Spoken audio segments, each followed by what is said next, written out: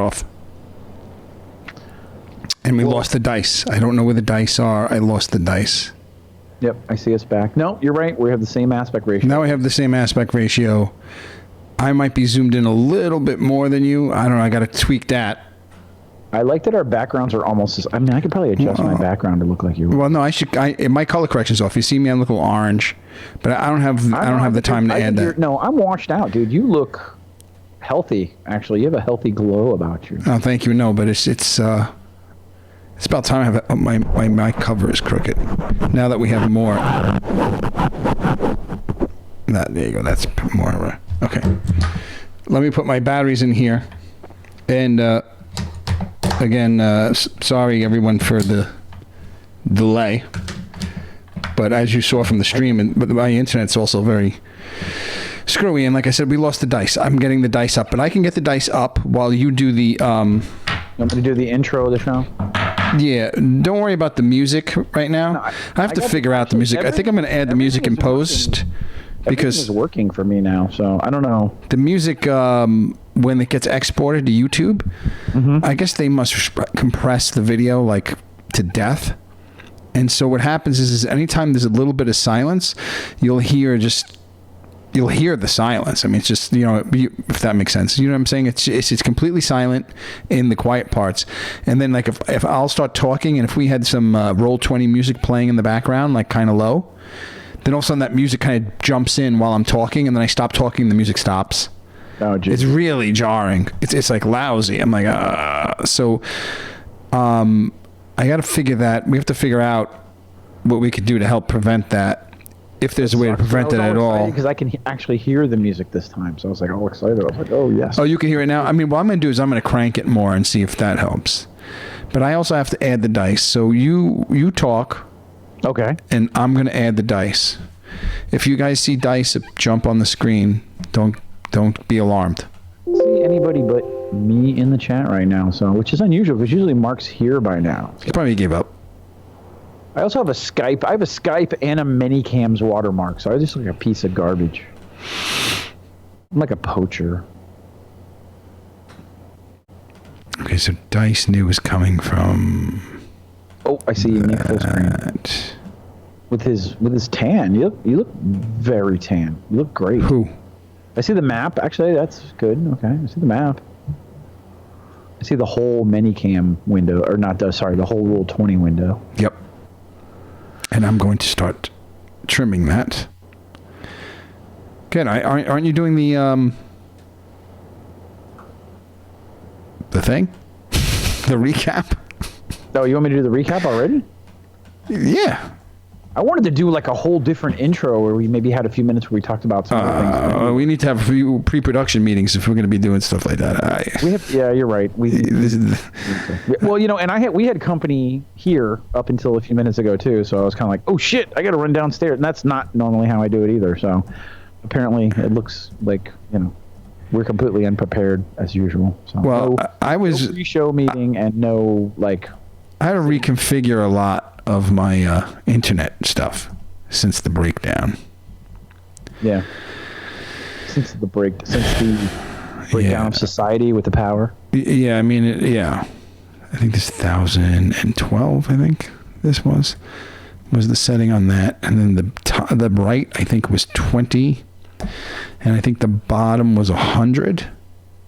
This is very educational. This is how we make it all happen. And then the top was maybe 400, I want to say.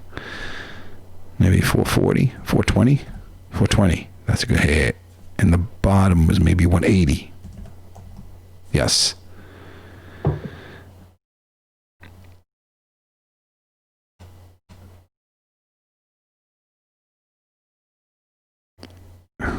Where'd it go? Oh, there it is.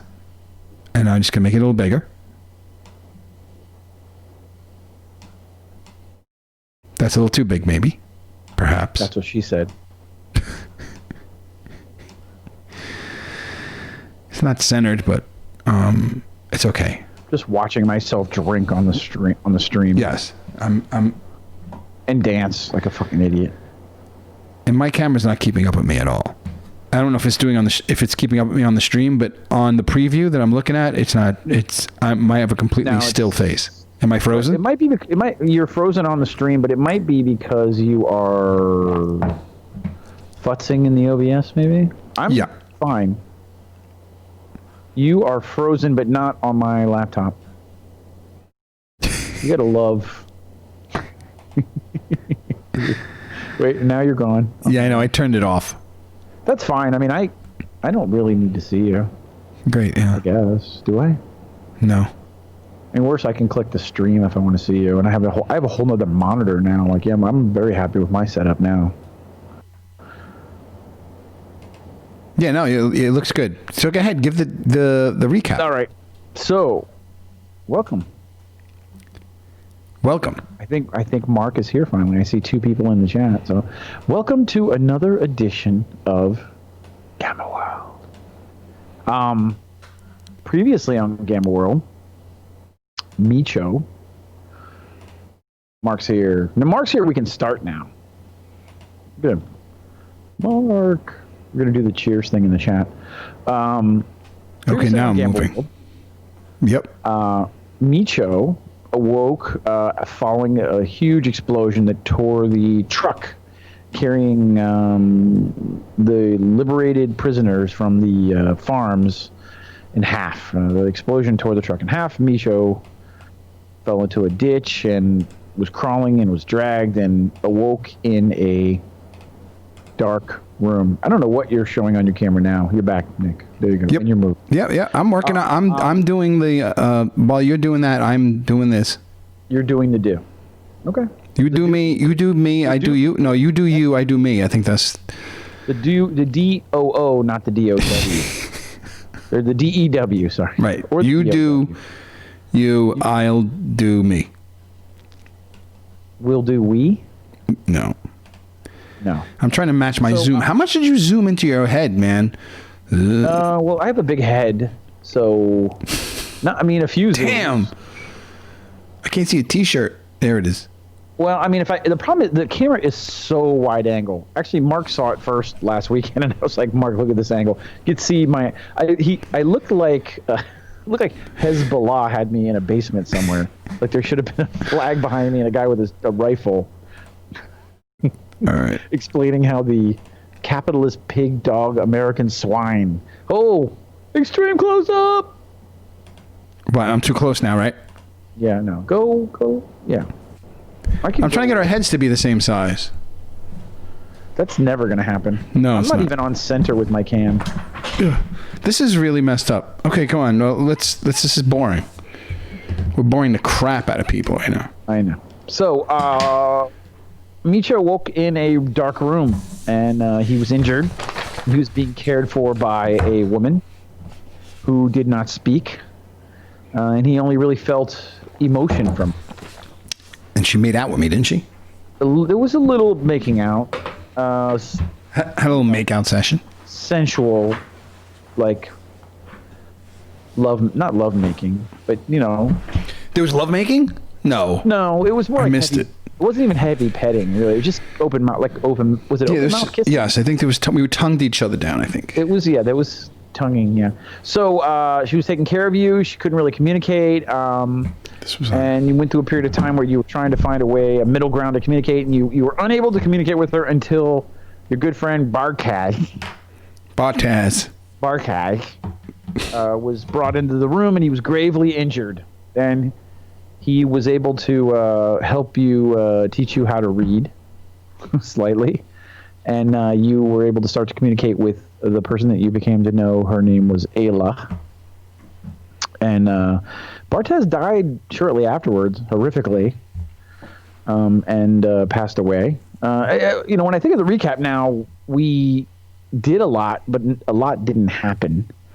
But you were healed. You had a few moments with Alia where you had romantic moments with her.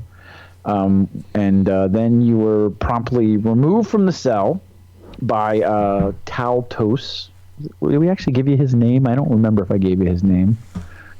Talmar, who use some sort of ability to lift you off the ground and drag you out of the smaller room and down a hallway and deposit you in a much larger room that is being guarded by these rat men, these armed rat people.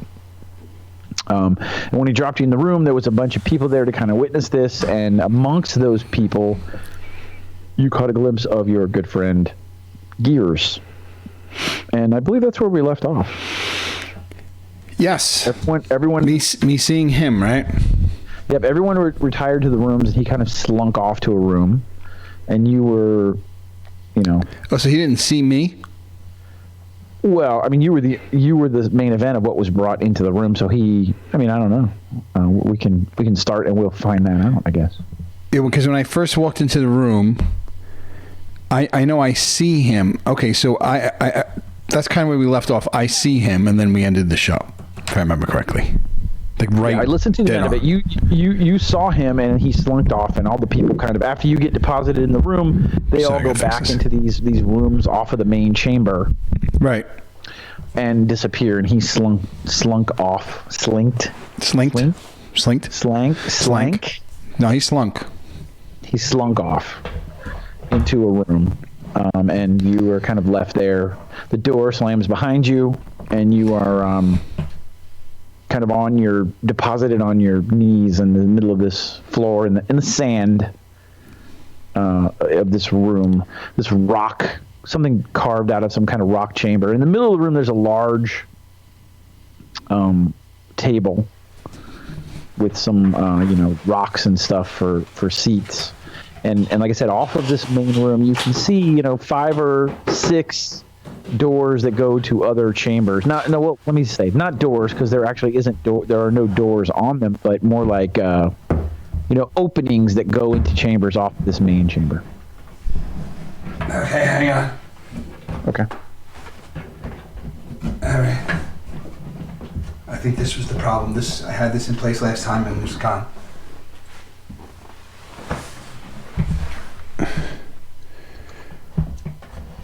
Mark, how do we look and sound? Why is it? Okay, maybe I need to sit up further. I'm a little too low. This is better. Now I can have the microphone more properly in my face, and I can kind of and sound good.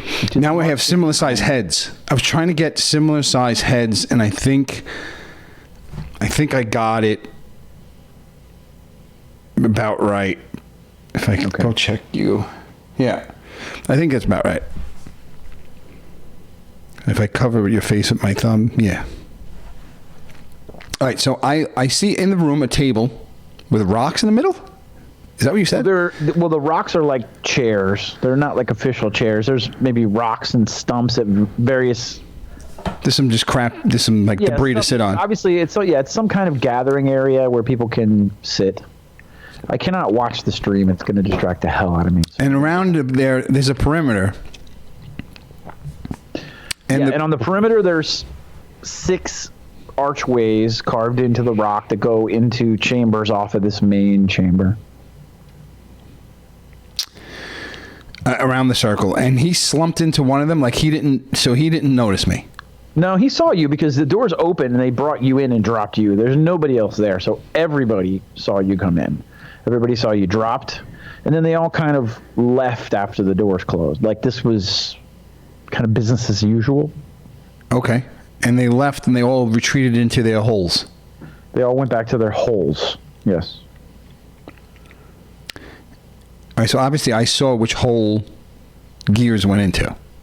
Yes, he went to through the second doorway to your right. The second doorway to it. Did I notice or recognize anybody else? It was very dark, and there were so many faces and bodies, so it was very difficult for you to pick out anybody that you recognized at a glance. Okay.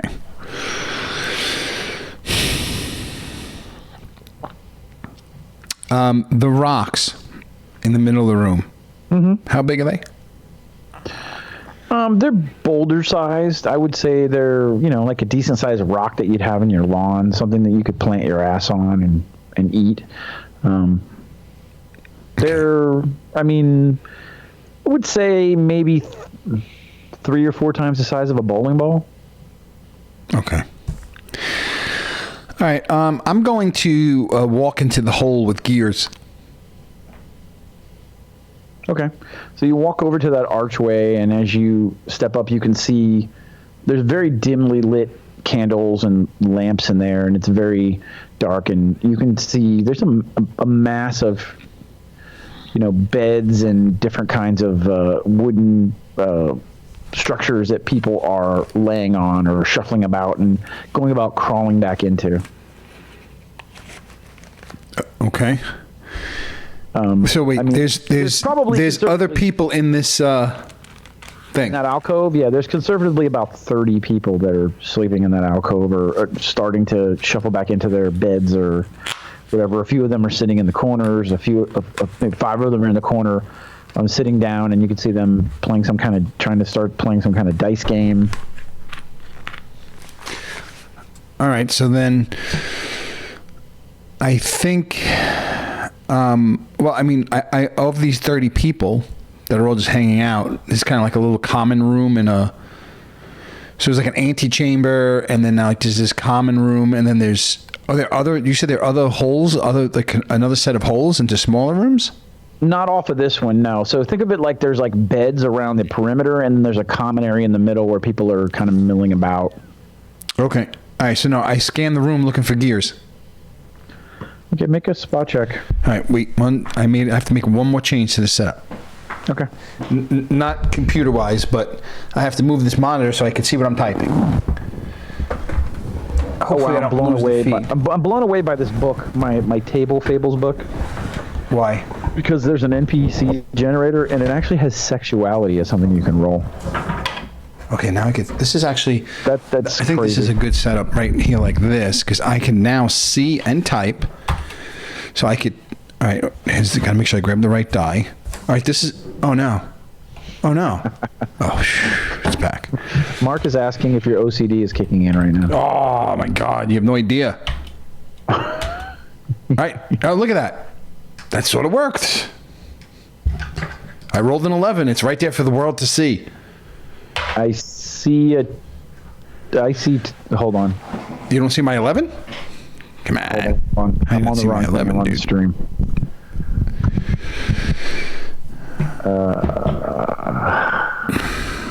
Yes, I see your 11 with your pluses and everything. Wait. Was this a spot roll? Spot roll, yeah. Oh, okay, so that's plus. Wait, my spot is a 6 or a 7. I wanted to see it on the stream to make sure. Yes. My spot is a 7. My hide is a 6. I always get the two of those. So it's 11. Is it 11 plus 7? Should I re-roll? Yeah, it's 11 plus 7. No, you rolled an 11 plus 7. It's an 18. Okay. All right, so you see him in one of the far corners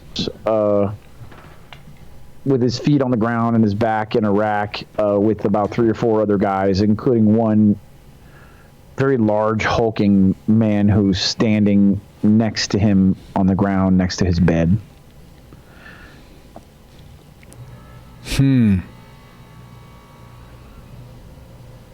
What was that noise?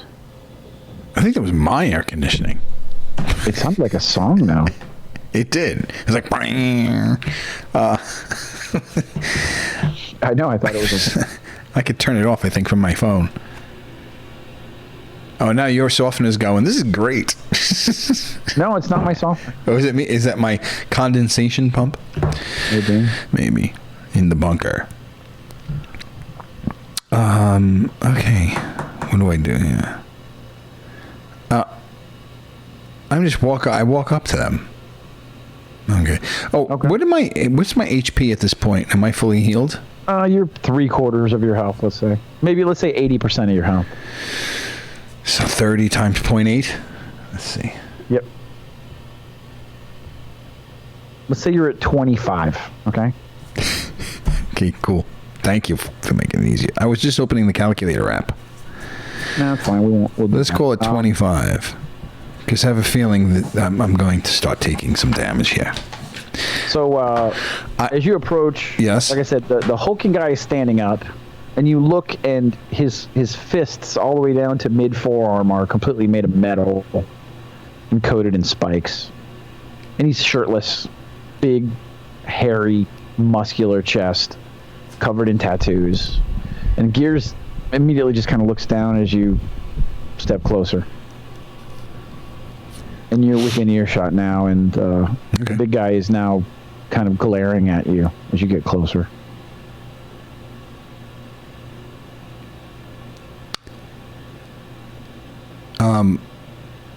Does Gear? How many arms does Gears have? One. Gears, I see you're missing an arm. Oh. Yeah. I don't. You know, I mean, I'm happy to see that you're alive. The way everything went down, I barely got out of there alive myself. I look at the hulking guy next to him. Can I sense motive on that guy? Unranked, what is it called? Sure. I need to sense motive on this guy. Unranked sense motive. I don't know what you call it. Okay, make a roll. What, a D20? D20, yeah. Oh, 3, okay.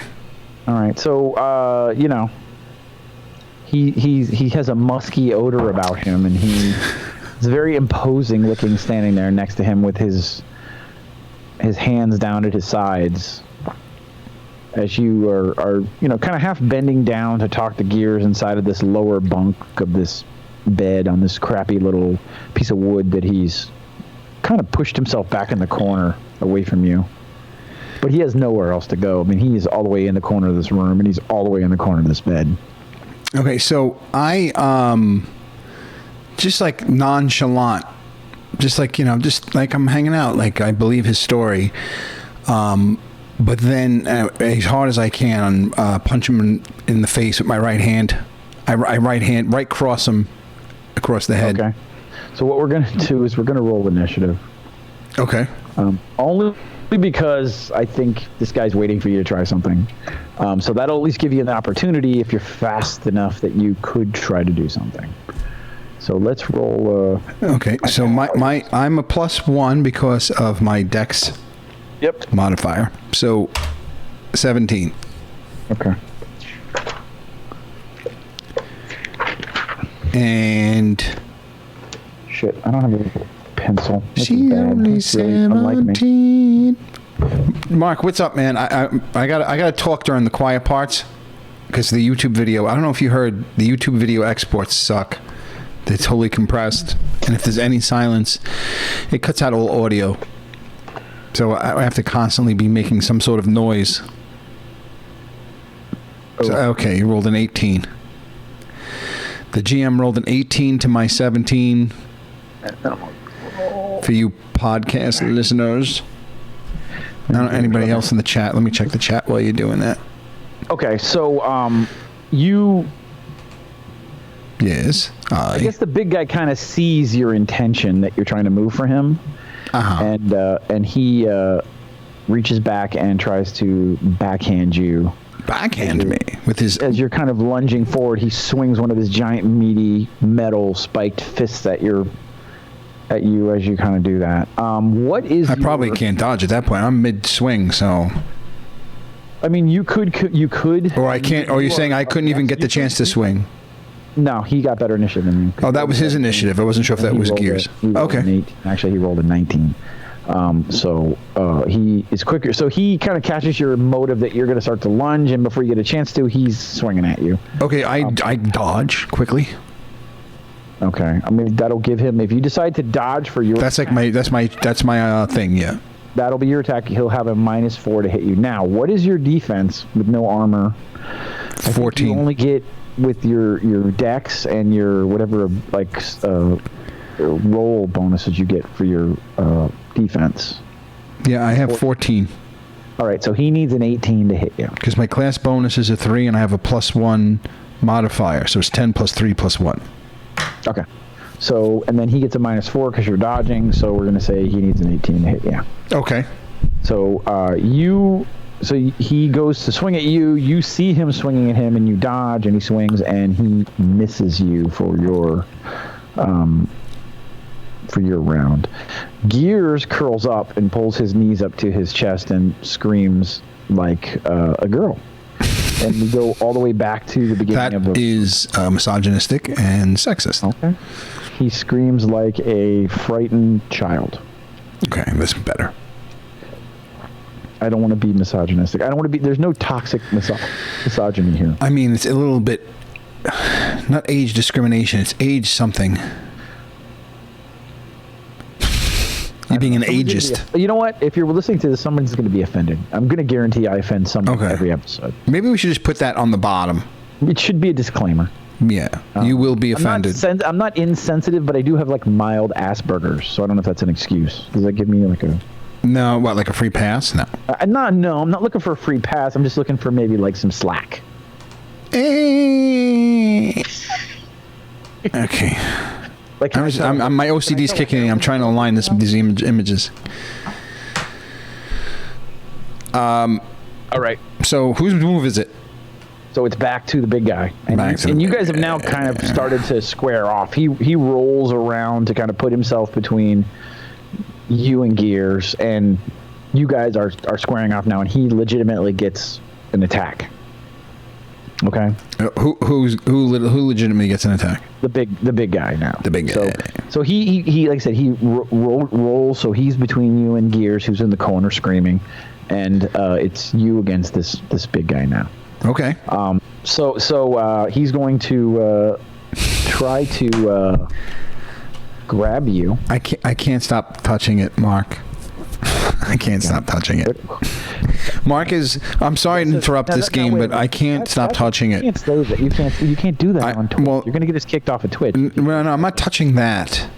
I can't stop touching that either. But the images on for people not watching, we put this new layout up, and then I didn't anticipate Chris having this many cam, which apparently we're doing many cam ads now because and Skype. We have a Skype and many cam on underneath Chris's head, and is along with his Adidas hat. So we're sponsored by Adidas, Skype, and ManyCam, and it's so he's got a different aspect ratio. So then I had to switch cameras on me to get, and I can't stop. I'm moving things around on a live video feed, and it's driving people who are watching a little batty. You got both your heads the same. What more do you want? I'm also, yes, I think if you ever watch like a CNN thing or like, someone live via satellite, their heads are the same size. It's very important that heads be the same size. Otherwise, one person looks like me, like a different species. Like I'm maybe not who I say I am. And we should be framed similarly too, if we're going to really get crazy. But yes, I have OCD. I have something with their mix while they're live on the air. I have something. Yeah, I have something. I don't know what it's called, but I have something, and it's making me move these things. But I stopped. I'm stopping. Okay. Go ahead. What were you? Mark says our heads are the same size. Stop talking about it. Yes. So did I roll? I don't even remember what happened now. Sorry. No, you said you said we were full on fighting at this point. Yep. Gears for his move. You said he was crying for a girl, and then like a child. But now I don't know if that was his move. Was his move crying? His move was curling up in the corner and screaming. Like a child, like a frightened human person, non-gender specific creature. Okay. So now the big guy is going to try to grab you. Do you choose to dodge this round instead of attack, or would you rather save your attack and see if maybe he misses? Do you want to retreat?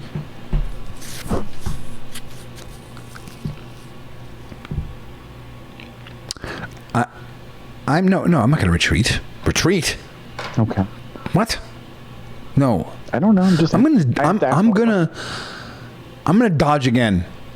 You're gonna dodge again. Okay. I'm gonna dodge this guy again. All right. So he needs an 18. I'm trying to figure this guy out. I just want to dance with him a little bit. All right, so he reaches down and tries to grab you because he's considerably tall. He's probably a good foot taller than you. Okay. He reaches down to try to grab you, and you quickly roll out of the way, and his hands just grab sand and dirt underneath him, and you've now rolled off to his left. Okay. So now this big hulk of a guy is bent over to the right. I'm to the left of him, and Gears is curled up in the corner. And it's Gears' move, or mine? It's Gears' move, but Gears' move is not to do much at this point. There's not much he can do. I mean, you're still between him and the only way out of this place. So there's not much that he can do, and he only has one arm. Okay, I punch Gears in the head. Okay. So I mean, you're going to have to kind of die, but it's not your. Well, the problem is it's not your turn. Your turn was dodging. So. Right. Oh, it comes back around. That was his move. His move. Oh, come back around him. Okay. Yep. Good. So now it's his turn then. Good. Yeah. Yep. So the big guy turns and he charges towards where you are, and he tries to take a swing at you. Okay. Are you dodging, or are you going to stand your ground? Well, I'm not going to put my head out so he can hit it, but I'm not going to use a defensive move. No. Uh-oh. What? Okay. So he needs a 14 to hit you then? Yes. Okay. So he comes crashing. Yeah. And swings, and he swings over your head and misses. You kind of weave back a little bit, and he misses you completely and swings. You can feel the wind blow by and the whistling of the spikes on his hands. And you can also see underneath his flesh of his head, he has like metal spikes embedded and tattoos and one white eye, and he's just generally an unpleasant looking, grizzled, scarred monstrosity. And it is your turn. Okay, I clock Gears in the head. All right, so you're gonna now. Let me explain this to you. What? Gears is in think of like a bunk bed, right? So you're gonna jump into that bunk bed. He's in a bunk bed? He's sitting on a bunk. Right? Is he in the lower or the bottom or the upper? He's probably on the bottom. The way that I described it, he's on the bottom bunk. Okay, so you sorry. can jump in there to that. clock him in the head, but understand that you're exposing yourself to this other guy. So I thought he was just like on the edge of he was on the corner of the bed, and like I had rolled to that side, so I was like within arm's reach of his head. Well, I was just going to clock him in the head. He was at first, but he slid deeper into the bunk when this whole thing happened. So this whole thing happened. So you can jump in and do that. I'm not telling you can't, but you are exposing yourself to this other attacker who is going to continue. All right. Well, if he hid like that, then I'm going to kick this monstrosity in the balls. Okay. So let me roll for that shit. Wait. Yep. And now, are you doing stunning damage or killing damage? Because you have martial arts, so you can do killing damage if you want. Killing damage with a kick to the ball? Oh my god, that'd be some kick to the balls. Well, with martial arts, you can either do knockout damage or you can do fatal damage. That's the So but a kick to the balls is hard to if I was choking him out, to get him out of the situation without harming him. Are you saying I have that ability? Well, maybe not necessarily grapple, but maybe some sort of 3-finger, not death punch, 3-finger knockout thing. Yeah, so you could hit him and do damage where it's just about knocking him out, and you could hit him and do damage where you're chopping him in the throat or whatever, something that's more vicious that you're actually hurting him, Right. So I could come out and just disable a guy. Remove him from the fight without causing permanent damage to him. But it's hard to do that with a kick to the balls. And with boxing, I think you do more damage. You do 1d3 damage instead of 1d2 damage with a punch. Oh, I have brawl. Yep, that's brawl. Yeah. Yeah. So it's +2, right? And then there's a plus because of the brawl, I think. It's 1d3 plus whatever your strength damage is. That's the damage of your punches. Okay. With brawl? Yep. Yeah, so my strength is not used? No, it's 1d3 plus your strength bonus. Okay, and the brawl gives me what? Instead of doing 1d2 with the punch, you do 1d3 with the punch. Oh, it gives me an extra... okay. What's a d2? Is that a die? Is that a six-sided die with a bunch of ones? It'd be one. Yeah, so 1d4. 1 is 1 point, 2 is 2 points, 3 is 1 point, 4 is 2 points. Oh, is that how you do it? Wow. Yep, and then a 1d3 would be the same, 1, 2, 3, and then 4 would be 1, 5 would be 2, and 6 would be 3. I gotcha. Interesting. Okay. All right. So, but what did I do? What did I say I did? I kicked him in the balls. Yep. So roll your attack. D. You also 3 plus 2? Is that what you're saying? No. Roll 1d20. No, roll 1d20. Oh, that's right. Plus your, I gotta see if I hit him first. Yeah. And that's plus nothing. Plus my attack bonus. Yeah, whatever your normal attack bonus. Melee 6, 24. All right, so you hit him and you do 5 points of damage. So you sink your foot into his nuts pretty firmly. I'm going to make him make a Constitution roll to see if he... nice. To see if he doubles over in the... for a round, because I know you give me a hard time about the fighting not being realistic. Well, yeah, you get kicked in the nuts like that, square. I could do... So you kick him in the nuts, but he rolls an 18. And he just shakes it off. Well, I mean... Oh, so and you kind of... Maybe you hear like a clank, because maybe his nuts are metal, too. He's got metal nuts. But maybe you don't sink it. Maybe you hit more thigh, whatever. I mean, you do a decent amount of damage. No, it's fine. I'll take the 5 damage. And I gave you the opportunity that he could have been stunned with a DC 15. Yeah, but how do you stun someone when you're kicking them in the balls? So they take a minute. They have to catch their breath, and you can punch them again. I mean, just like if you did it in real life, you'd kind of have half a second to... Oh, shit. Wait a minute. You're saying this is like some anime shit now. This is like I have like this ability to I could hit you and decide if I want to just stun you. No, if you kick somebody in the balls, I think it might stun them because it's kind of like very jarring. You roll a great hit. You rolled an 18 and a decent amount of damage. So I said I will give you the opportunity to stun him because you kicked him in the nuts. No, but what about the martial arts stun? No, the martial arts, no. The martial arts is either you do killing damage or lethal or non-lethal damage. That's all martial arts. That's all it is. So if I said non-lethal damage to this guy, would he still take damage points? He would, but the problem is when you get him down to 0 hit points, you knock him out. If you're doing lethal damage, when you get him to 0 hit points, you kill him. Okay. Okay, so is it lethal or non-lethal? Oh, no, this was lethal. I'm just asking questions about the game. Okay, no, that's fine. Yeah. So and you were disappointed in martial arts before, but it's just kind of, that's what the description is for. I mean, it could come in handy. Like, if you don't want to kill anybody, but you want to get them out of the fight. Exactly. All right, so you kick him in the nuts, you don't stun him, and then he gets an opportunity to try to punch you again. Okay. And he swings and misses. At this point, you're just too quick for him. He's large. Right. And bulky and not particularly fast, and you're dodging him. You're using your fighting techniques to stay out of reach of him and kind of bob and weave and just be a general nuisance to him. And he swings and he misses you. Okay.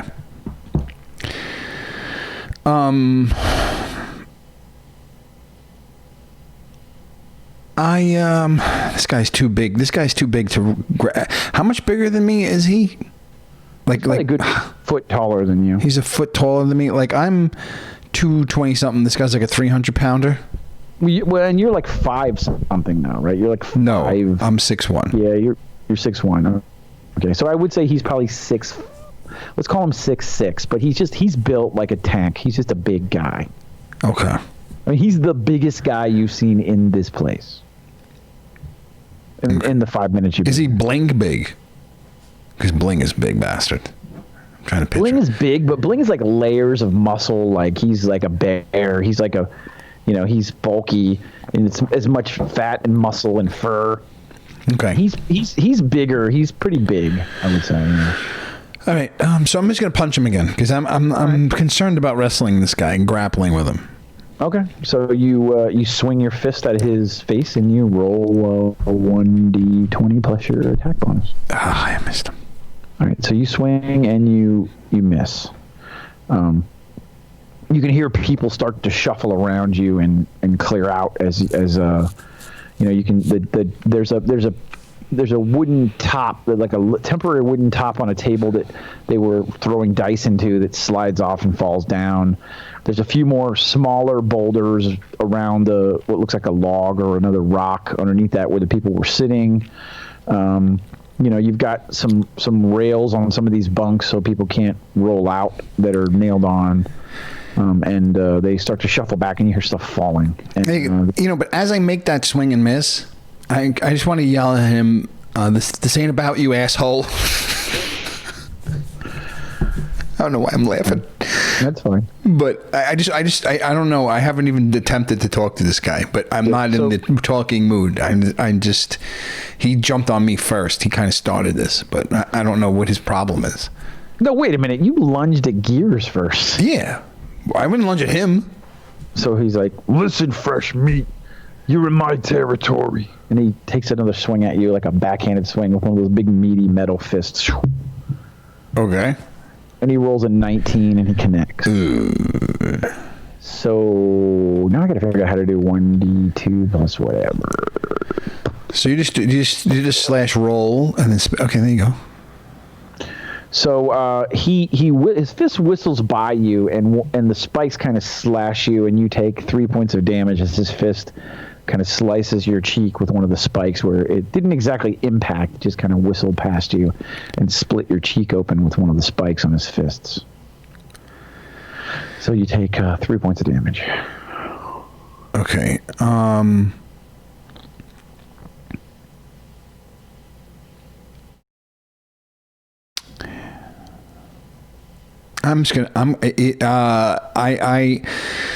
I can't be looking around while I'm fighting, right? So I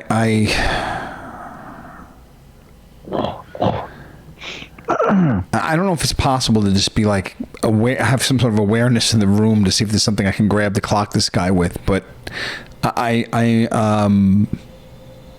I'm just going to take another swing at him. I kind of described the room to you that you caught as you're dodging around out of the periphery of your eye. Like I said, there was an area where these guys were playing. There was a wooden tabletop that looked like it was temporary that slid off the top of the table.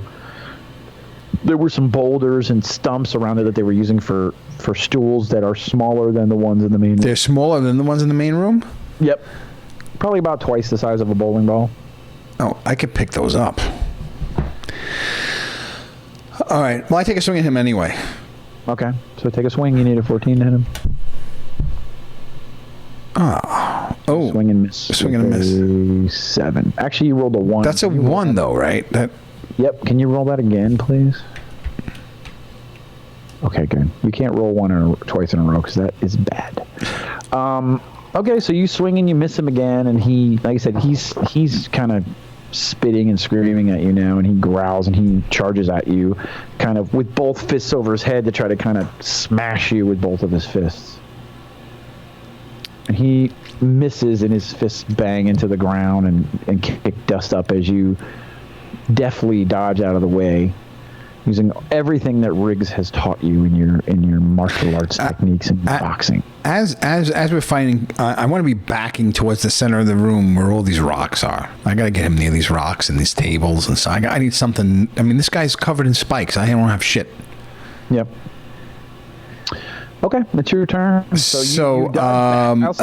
start backing up in that direction. Does he follow me? Both of his fists into the ground. You dodge backwards towards that area. Right. So maybe a step or two closer to that. So I take like 2 more steps. I take a few more steps back towards that area to see if he follows me.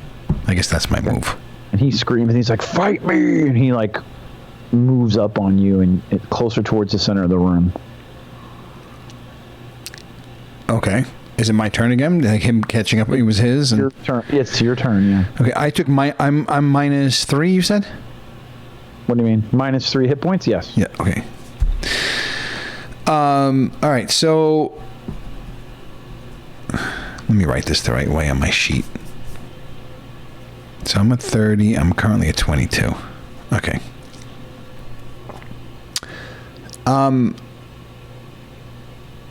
I want to just keep heading back in that direction. So I'll just maybe take another swing and a step back as he's like, I want to try and fight while backing up.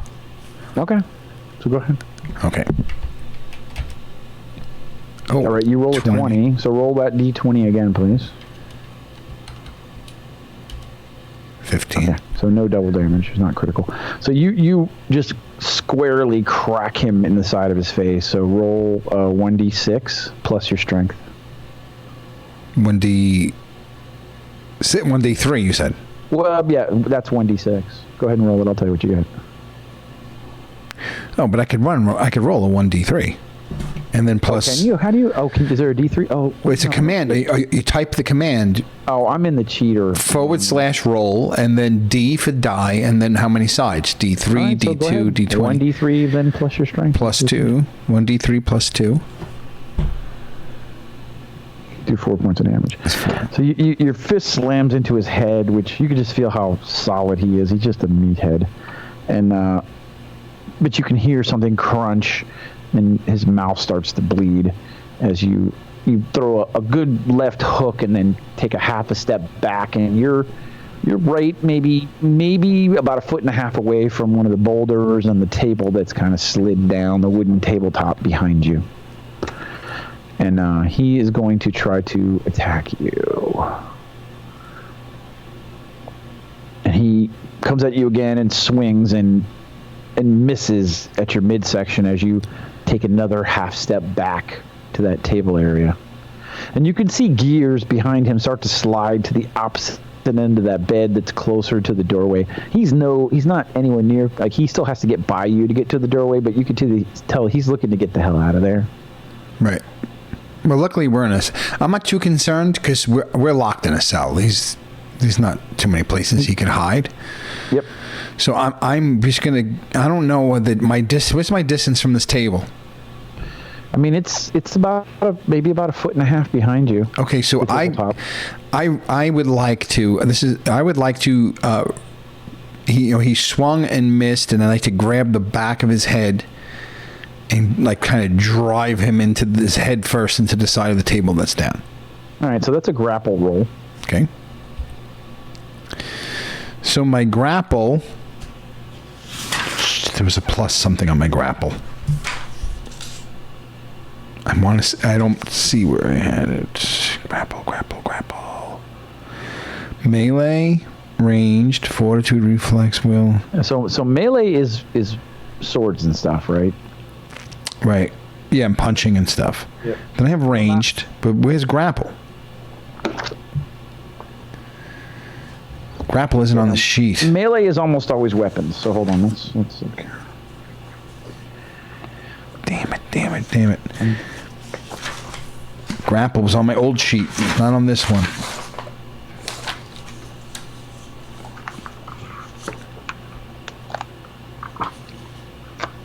Get to the index here.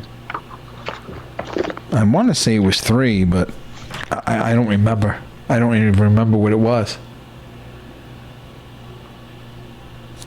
Because it's not a skill. It's an attack. It's melee, ranged, and then I think it was grapple. Mark, do you remember what my grapple was? I remember grappling with a couple of guys. It's not the first time I grappled. I think it's just a regular combat with your attack bonuses.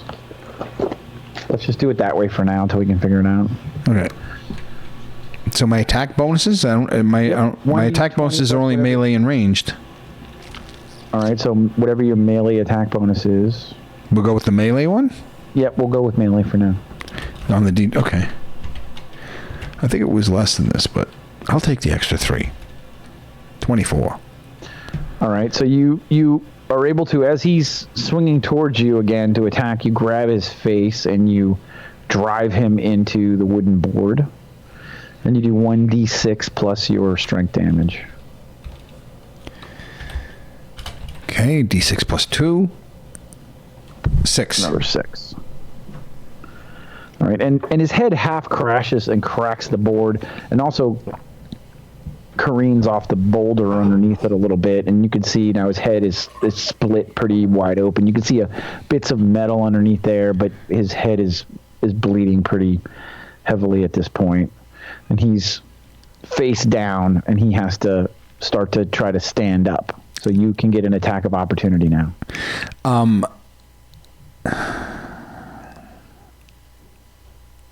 This doesn't concern you, bro.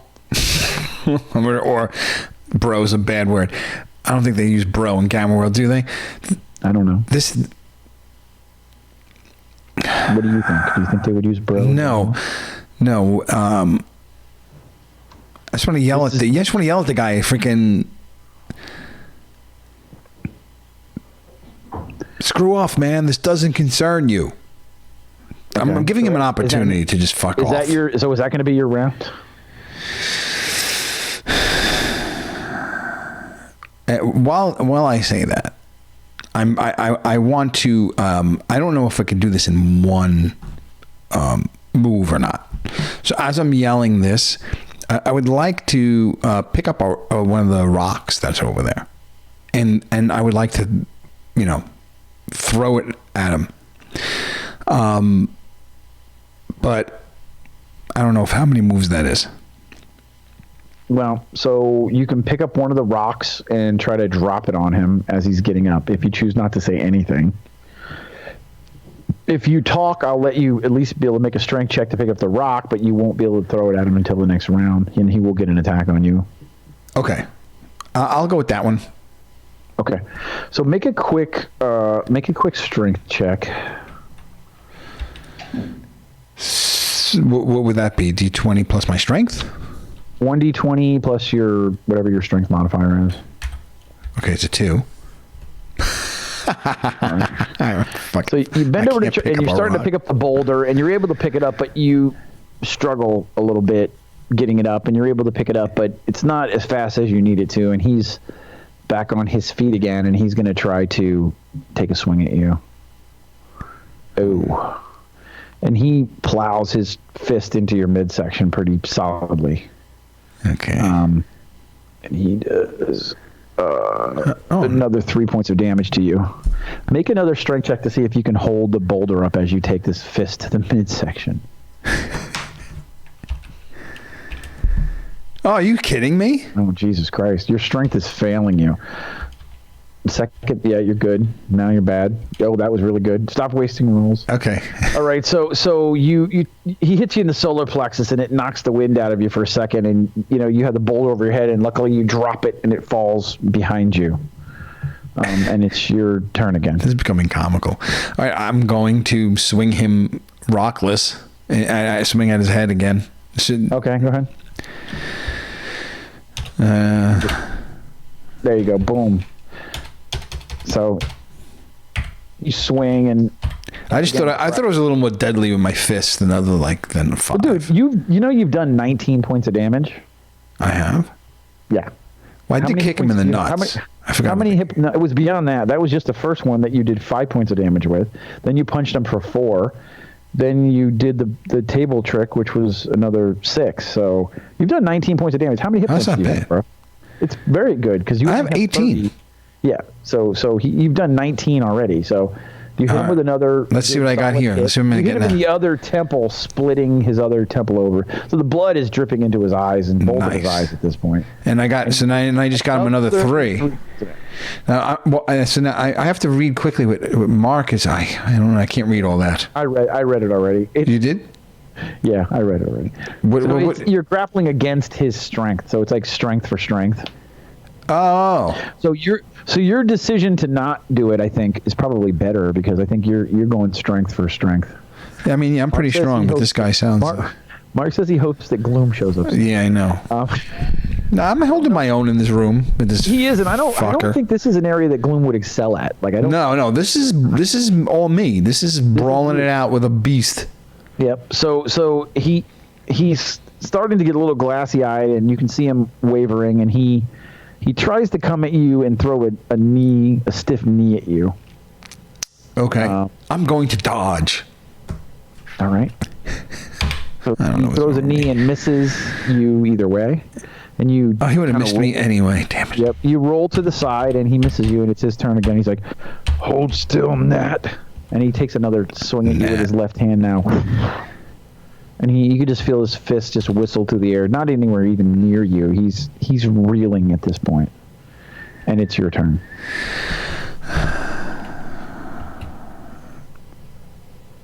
Okay. But I like that Mark misses Gloom. At least somebody misses Gloom. Yeah, fuck Gloom. Makes me happy. Can I I want to use these rocks, but I can't have time to pick them up. You had a what? chance, but you had a really great chance. You just made a bad roll. You couldn't get it up quick enough. Well, yeah, I mean, I picked, I couldn't hold it properly, and then I was just giving the guy opportunity because I didn't really talk to this guy at all, you know. So I just, and maybe I thought maybe that he saw he wasn't dealing with some schmuck, that maybe he would just be like, yeah, this Gloom guy isn't worth this shit, and just would have walked away. But apparently not. So now, listen, he had his chance. So now I'm going to just continue to kick his ass. I think that if I pick up a rock, that's going to be my turn. So I'm just going to punch him again.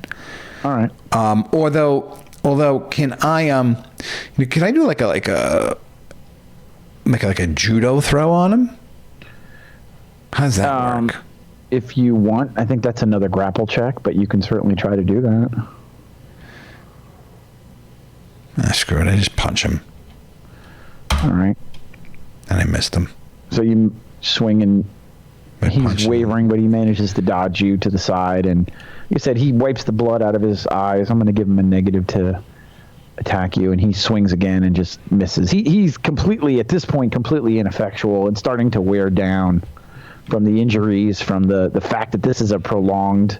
You get the idea that maybe any of the fights that this guy were in were over pretty quick, you know? And he's just not built for that kind of prolonged combat with somebody who is skilled. Right. Well, I wanted to swing again at him, so I rolled while you were talking. I rolled a 25. All right. And how do you swing? You kick? You punch? What do you do? No, I just swing. I'm just swinging at him. Okay, go ahead. Yeah, I'm not trying to... Because they're all D3 plus 2, right? So I don't want to do anything that's going to take a penalty. So another 4. Wow. So your fist hits his side, and you hear a sickening crunch, and he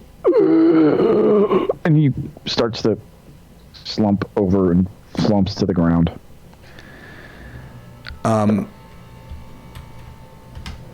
Is he unconscious, or is he just... Well, you were doing killing damage?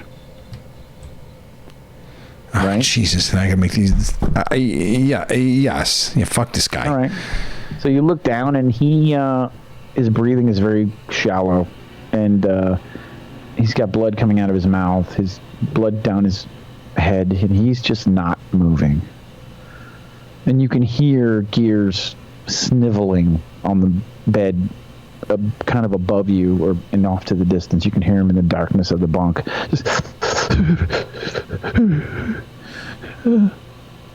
And everybody was clapping, and you could hear them clapping and starting to cheer now, and then more and more people in the doorway behind you that were watching. You could see that everyone came out to watch whatever was going on.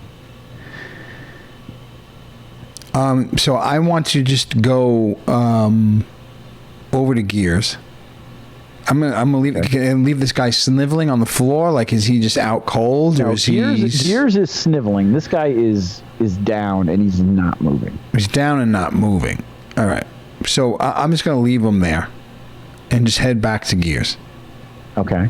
So you said your cheek is bleeding, but you're really not much worse for the wear for the encounter. Really, I think you only got hit twice. Maybe. Yeah, I got hit twice. You I had some effectual dodging.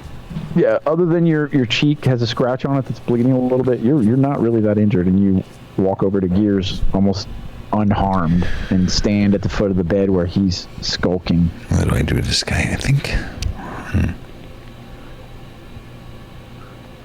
Mark says that Gloom could run his poison armpits. He does have a poison armpits. He would kill. I'm going to grab Gloom by the collar. You're grabbing Gears by the collar. Gears, not Gloom. Gloom is my friend, and he's not even here. I'm going to grab Gears by the collar.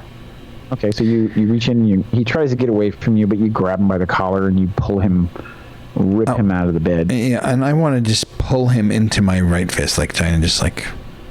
I learned that from an Irish guy in bar fights. Okay.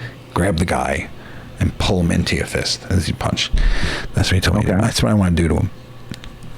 Okay. So roll 1d20. Okay, so your fist just slams him square in the middle of his face. Okay. And he goes, ugh! You can hear his nose just crack under your fist. Oh yeah, 5 damage. Okay. 5 damage.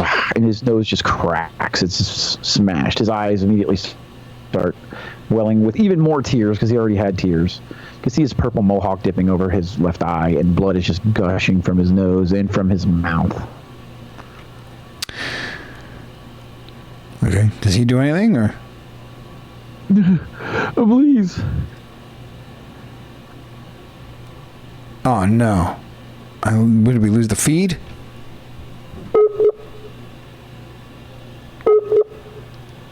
What is that submarine sound?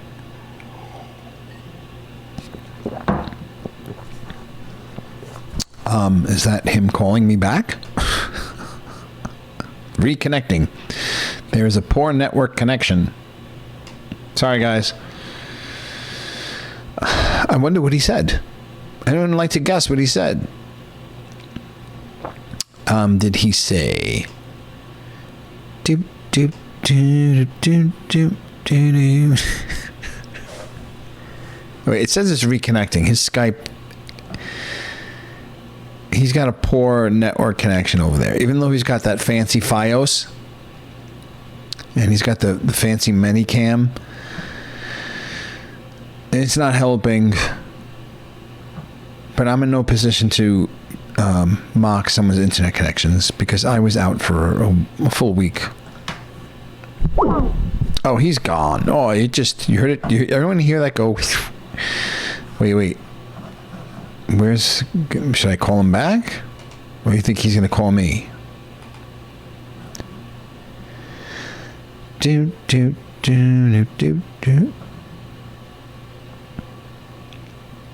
So, Mark, what do you think of the new layout? It's completely not done, but I think it's better than the map. The map was just a bunch of scribbling. This is what counts. This is the dice roll front and center, which is really kind of proof that we're actually playing this game. The logo, I could probably dress that up a little bit. Yeah, it looks clean, right, Mark? That's what I think. It's clean. I think then we need to put, like, my character's name maybe underneath my head. Some stuff like that before we start investing in lights and better cameras and stuff. But why isn't he calling me back? I wonder if he lost his internet. I'm going to call him. Does anyone hear that music?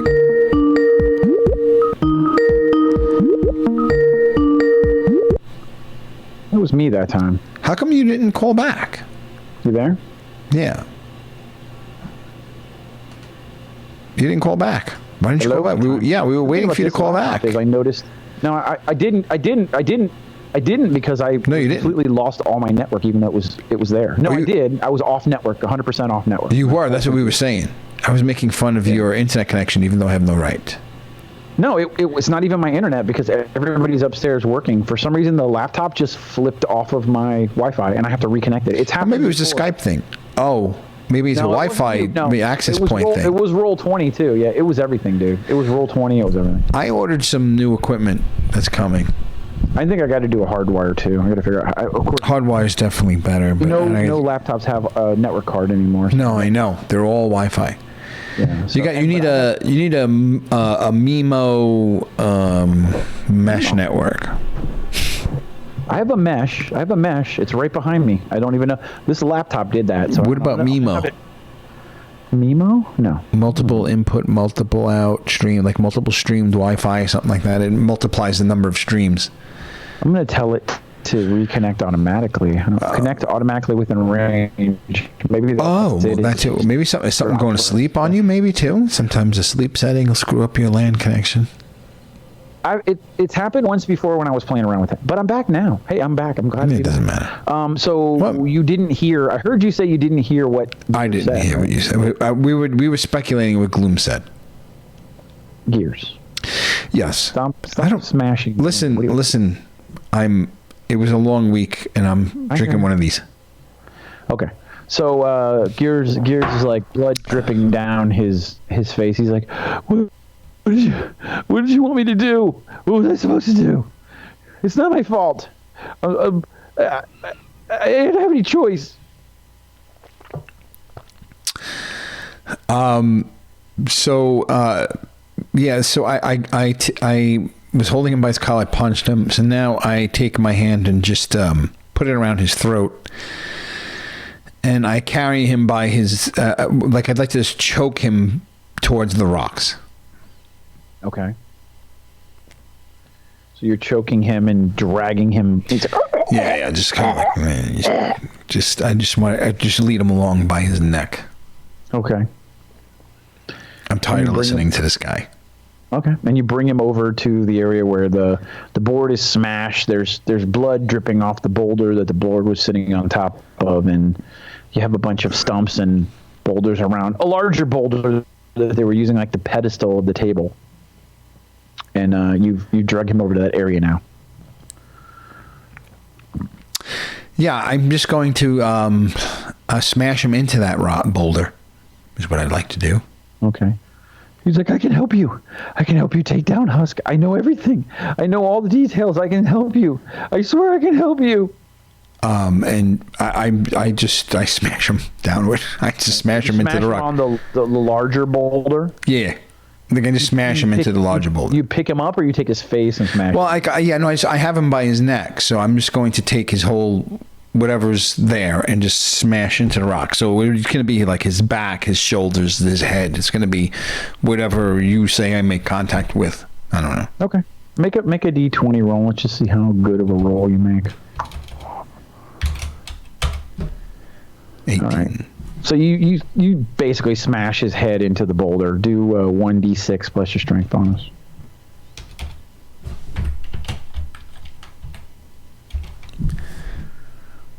Three.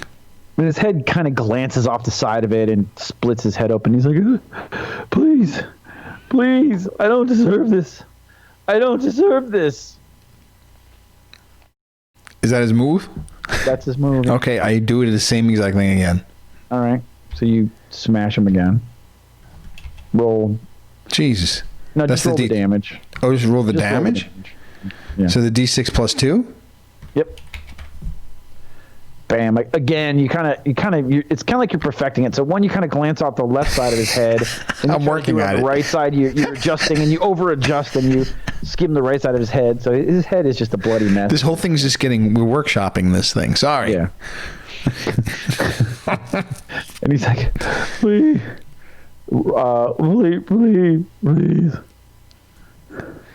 I can help you. I'm going to do it again. All right. Oh, wait, just the damage, you said? Yeah. I was going to say, wow, 7. Oh, it's 7 anyways. No. That's a d6. So you said d6 plus 2? That's what I'm saying. Oh, okay. 1d6 plus 2. Yeah, so you rolled a 7 to hit, and then you rolled a 7 again. I was like, 7 would have been nice. But so you just hit him square, and it just hears just a crunch, and his head kind of caves in a little bit right between his eyes, and he's looking at you now with his dazed look, and he's trying to breathe. His face is just a fucking crushed, broken mess, and he's just looking up at you. Like he's trying to talk. He's not even making any fucking sense anymore. He's just dazed. Yeah, so then I just do it again. All right. One more time. All right. And then there's a loud crunch and his whole body just kind of goes limp in your hand. And his eyes are just open and his whole face is just drooping. You can see just a slight breathing in his body still. But he's limp, like a rag doll, like a cloth in your hand, like a wet rag. I throw him on top of his friend. Okay. And I just go lean against the wall and sit down. Okay. As you lean against the wall to sit down, you can hear the main doors start to open. Somebody heard a ruckus and 4 of the rat creatures wander into the room. One of them has a really large it's like a cudgel with some kind of circuitry at the end of it, a club with some kind of circuitry at the end of it, and they walk in and they're like, "What happened in here?" And they look over and they see the two dead bodies laying there, and they go, "Who's responsible?" And one of the people, it was him over there, and he walks over to you, and the rats start to drag the bodies out, and he points the cudgel at you, and he's like, "Did you do this?" Yeah, so I just look at him and I go, yeah, I did that. He reaches out and he touches you with the end of it. Make a fortitude save. Okay, so that fortitude is +3. DC 15. All right, so as he touches you with this thing, you feel a jolt into your body, and you are absolutely consumed with just nausea, to the point that your equilibrium is completely fucked. Like, you can't even stand up. You slump against the wall, and you can feel yourself being dragged by this thing out into the main room, and then rolled over, and you can feel cuffs being shackled on your wrists and on your ankles, and you're kind of hog-tied with these metal cuffs that go up your forearms to your elbows and down your knees to your ankles, and they're metal poles between them, and they leave you on your belly like that as they drag the bodies out of the room. And you're just consumed with nausea. Like, you feel like you want to vomit. All your balance is off. It's like it's like an inner ear thing where you're swimming and your head is spinning and you're completely incapacitated. Yeah, so I just, I guess I lay on the floor and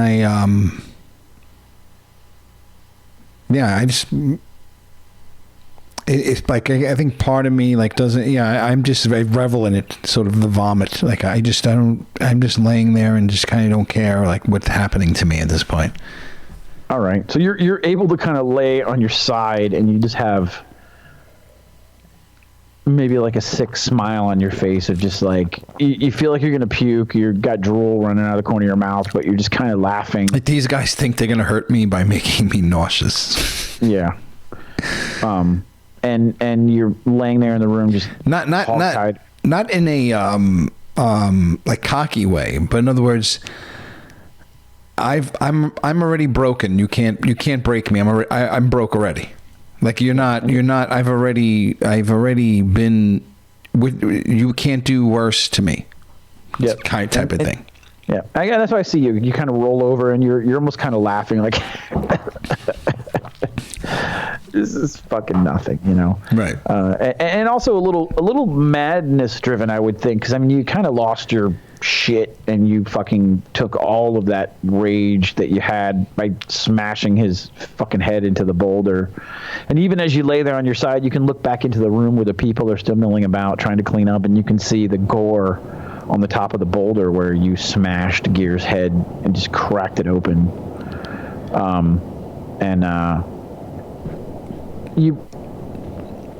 The nausea kind of overcomes you, and you black out again. And you wake up, and there are no restraints on you.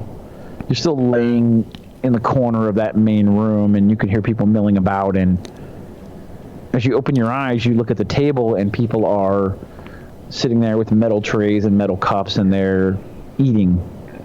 It looks like a cart of some kind of food has been wheeled in, and it looks like there's a large group of people in that area now, and they're eating, and you're just kind of laying over in the corner. I like to take a little more thorough scan of this room, and in particular its occupants, to see, I'm trying to gather some information. Is there, for instance, the mix of humans to mutants to cyborgs? Is it just one? Is it one or the other? Is one more than the other? You don't see any differences in like I'll call it race. So there's an equal amount of, for every, mutant, you see a cyborg, you see a human. They all, like, you don't see any women at all in this room. Okay. They all tend to be men. They're all particularly fit, maybe not as fit as the guy that you took out. So I mean, you kind of did that whole prison thing where you go into the prison and you fight and you beat the shit out of the biggest guy in the prison. Right. So but you don't see anybody quite that size or that menacing, and they all seem to be kind of cohabitating, and it's very orderly in how they're walking up to this cart to get food and then going back to the table. But like I said, those are the things you notice. There's no one particular species more than another, and it's all men. Okay. They're all pretty fit, pretty grizzled looking, athletic looking dudes. And then, do I recognize any of these dudes? High or low for favorable results? High. Oh shit. All right, no, you don't recognize anybody off the top, just at a glance. Okay.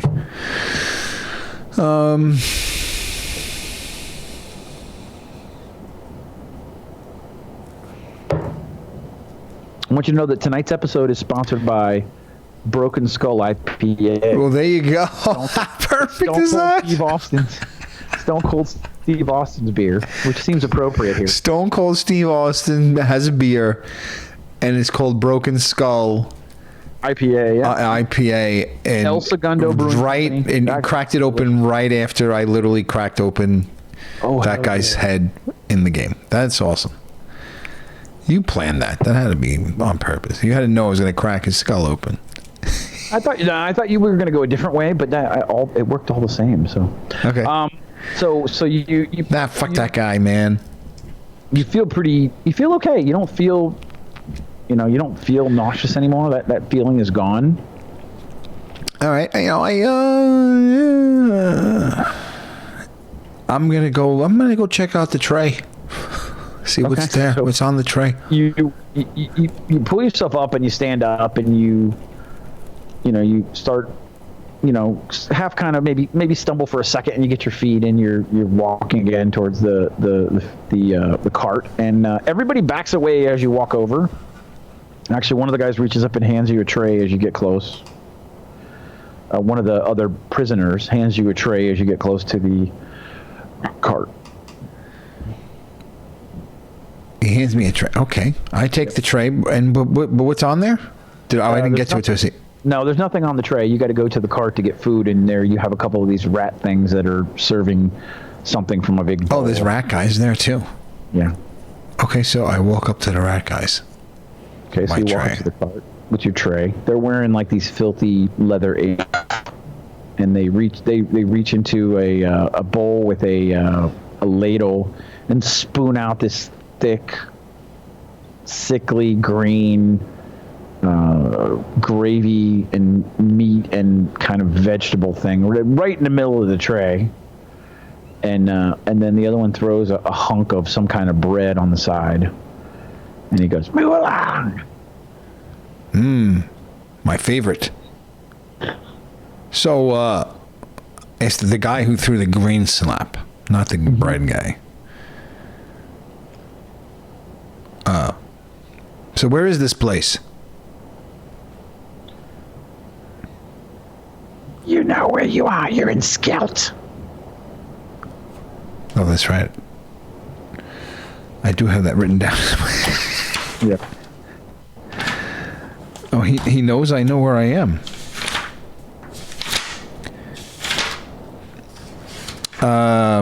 Where's Skelt? Skelt with the S-K, damn it. S-K-E-L-T. I wrote it someplace else, I guess. Wait. That's fine.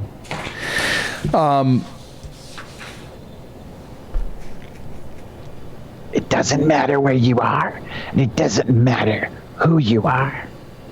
You're here, and you're ours, and that's where you're going to stay. Until we decide otherwise.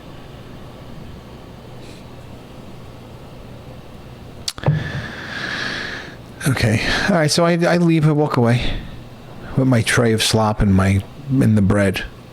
I taste the bread. The bread is hard and cold, and I wouldn't say it's stale, but it's not fresh out of the oven. Damn, I was hoping. It's not toasted with butter? No butter.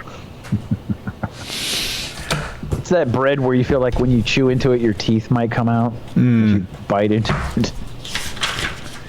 Oh, here it is. Skelt. And you walk over towards the table, and they clear out and give you a corner seat. And they clear out, huh? They're like moving away from me, like they move over and give you room. And then as you sit there, somebody pushes a cup of a wooden cup filled with, some kind of muddy-looking water in front of you. And as you sit there at the table, if you look up, you can see that there are slats cut in the rock over you that allows little pillars of light through the ceiling at various intervals. Otherwise, there wouldn't be any light, or you really wouldn't be able to tell whether it was night or day in the chamber that you're in. In addition to some like candles in the carved into these little areas in the rocks that are sitting there. I'm making faces to myself in the stream. Sorry, okay. So there's lights in the okay. There's like a little skylight. We're underground apparently. And the rocks are. I'd like to examine it closer. Take a little closer look at it. Like without getting up, but I mean just like kind of like look at it. What is it made of? The chamber you're in is probably, the ceiling is probably 30 feet up, and if you look at these slats that are cut, I mean they look like they go at least another 50 to 60 feet up through whatever rock to get to the outside world, to let some fresh air in, and little, like I said, these little specks of light that come down through them. And even then, only probably at certain parts of the day. Right now, you're getting some light, so you're assuming that the slats on the one side of the room are probably facing, probably wherever the sun comes out. Okay. Now, from my new perspective at this table here, I scan the table and the faces at the table. Do I recognize any of the faces at the table? You do not recognize any of them. I taste the green stuff. All right, so you reach down with your hands and pull a couple of the chunks and kind of make a spoon. Oh, it says no utensils. Could I use a piece of the bread instead? I'm a gentleman. You could. I'm going to scoop it with the bread. I'm not going to put my bare fucking fingers in this stuff. All right, so you scoop it with the bread. Now, everybody else is using their fingers like a spoon, but everybody's got a different technique. Some people are turning the tray. I don't roll that way. If there's no bread, that's the way, I have no choice. But if there's bread, I like to use the bread. All right, so you're able to use the bread as a spoon, and you shovel some of the green stuff and the gray meat. Well, I wouldn't shovel it. I want to taste it. Okay. What is it? What am I dealing with here, Chris? Well, it's first of all, it's cold. Okay. Well. And very viscousy and thick in your mouth. The meat is gray, and the vegetables are moldy. Maybe a piece of carrot, a chunk of potato. Okay, that's thick, not too green gravy of some kind with this gray meat. But you've had worse, or nothing at all. Probably, yeah. So for you, this is like almost, like you said, this is almost like a luxury. I probably stay away from some of the moldy vegetables. I eat mostly the meat and the bread. Okay. So you use the meat and the cup. I smell. Can I smell the cup too when I'm done with that? I'm gonna smell. Okay. So you shovel some of the meat and you work your way around a potato and a disturbing looking piece of carrot that you want no part of. No, yeah. And you're able to get a good mouthful, and it feels good. You actually think to yourself, I don't remember the last time I really ate. Yeah, at a table. This is nice. Yeah, I got company. Yeah. No one is talking. They're all sitting there. A lot of them are just looking up at you periodically and then back down again. And then you chew a couple bites and you swallow it, and it's it's not great, but it's not terrible. So I sniff the cup. All right. So you pick up the cup and you sniff the water. Is that what it is? You said it was brown. Water, yeah. Well. No, it's a brown liquid, but you can tell it's not. It's water. It smells a little bit coppery. You can smell maybe iron or minerals or something in it. But other than that, it smells okay. The cup is wood. I take a sip of the water and I put it down, and I look across at the table and I go, "So, when are we getting out of here?" And then nobody really says anything. They're all you're just going to hear people chewing and eating, and every now and then you hear a tray bang, and then to your right there's crickets.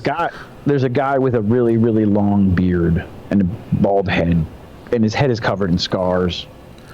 And he's got a milky white eye, and he looks over at you and he goes, I think in 3 days they'll bring us up to the bazaar. That's usually what happens. Nice. That sounds like an opportunity. Well, What's your name? my name is Forger. Fuck. Come on, man. What? Wait, spell that? No, hold on. That's not his name. I'm going to roll it because this is an NPC. So I don't know. Yeah.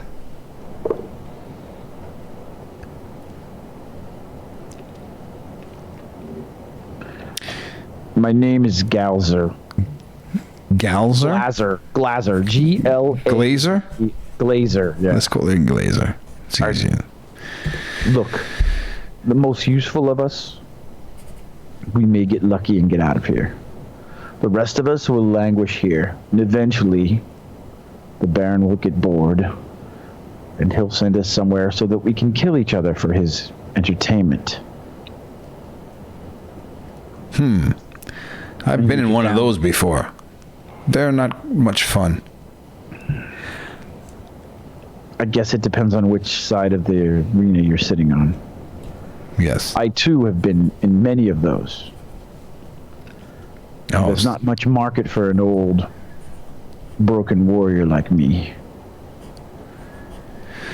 well, Glazer, today is your lucky day. You've met someone who's going to help us all get out of here. Oh? Yes. Oh, boy.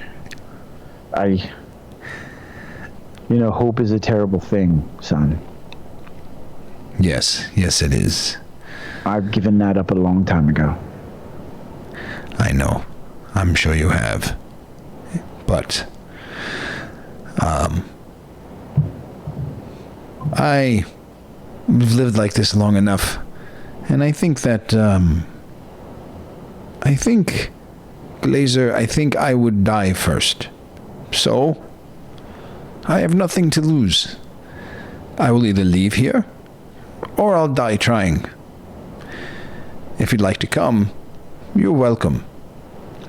You say in 3 days we'll be up on top?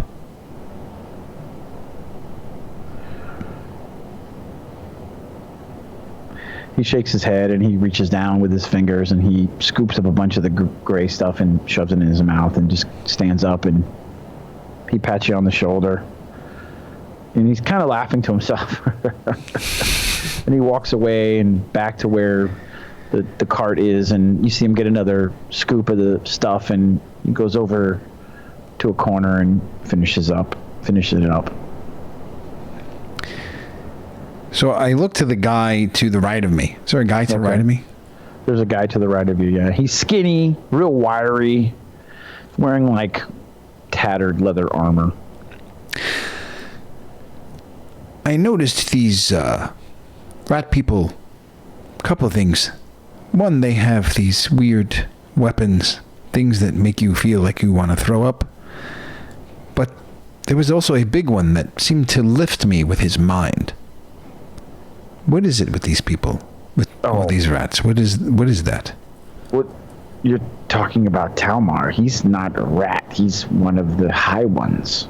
He's a human, but he can hurt you with his mind. There are a few of them. The Baron himself. They can hurt you with their mind. We have no hope of escape. I heard you talking to Glazer. I call him Glazer. He doesn't like it because I mispronounce his name. Yeah, he told me it's Glazer.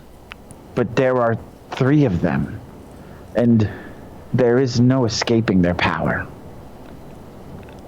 Because they can hurt you with their minds. So the 3 of them can use their minds as a weapon? Yes.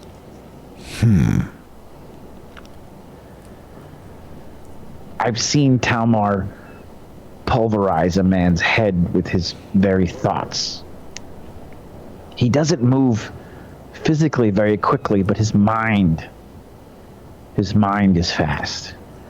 He struck like a snake and crushed his head like a boulder smashed it. Like what you did to your friend in there. Interesting. Perhaps we'd have to distract him. But you say there are two others. Talmar, and who else?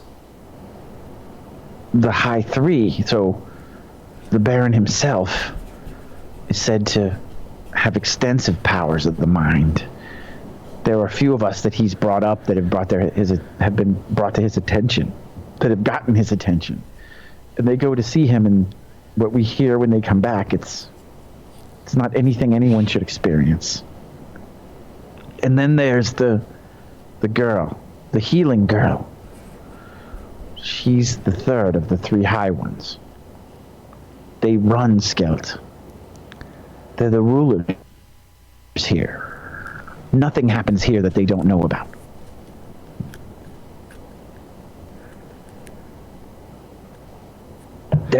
I heard you speak to Glazer. Sorry, Glazer. There is no hope of escape.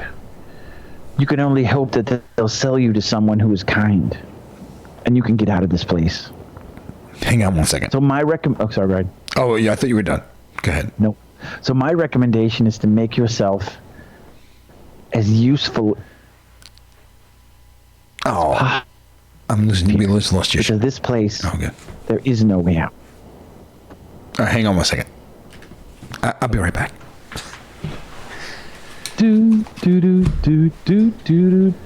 This pee break is sponsored by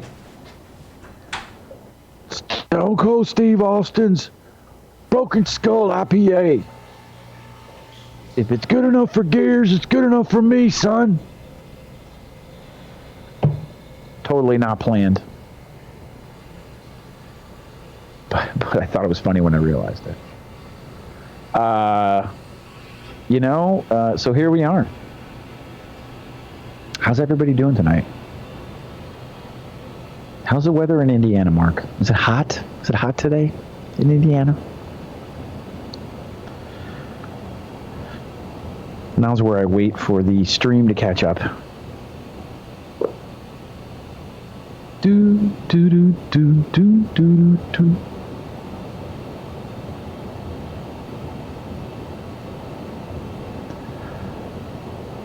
It is in the the 80s. That's nice. It's not bad. That's very comfortable.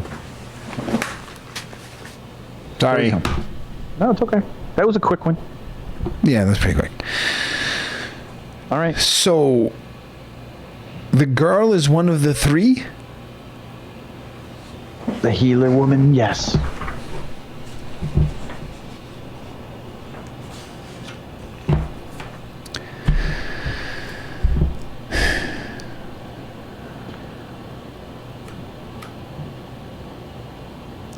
I just scoop green stuff and eat bread. I kind of have to think about this. Okay. Because, yeah, I mean, obviously I have to think about it. I don't know what to do with that information. So you 3 days. 3 days. You said they bring us up to the bazaar. Is that what the guy said? Yep. Glazer. We'll call him Glazer. Okay. So tell me about this bazaar. Yes. Do they have rides? No. I'm kidding. I know they don't have rides. I know they don't have rides. Everyone here is so serious.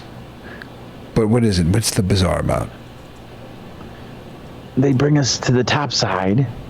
It's when all the people from the surrounding towns come, and they'll bid on us based on what we can do and what they need. Some of us might become soldiers in armies. Some of us might become guards, if we're lucky. Maybe at a fort or some kind of holdfast. And some of us will be left here to languish like Glazer. I'm sorry, Glazer. Keep fucking up your name.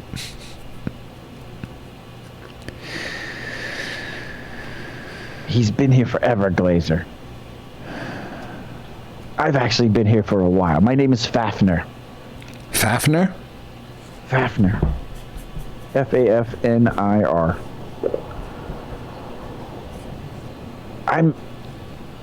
You seem very interesting, and I want to know you. May I know you?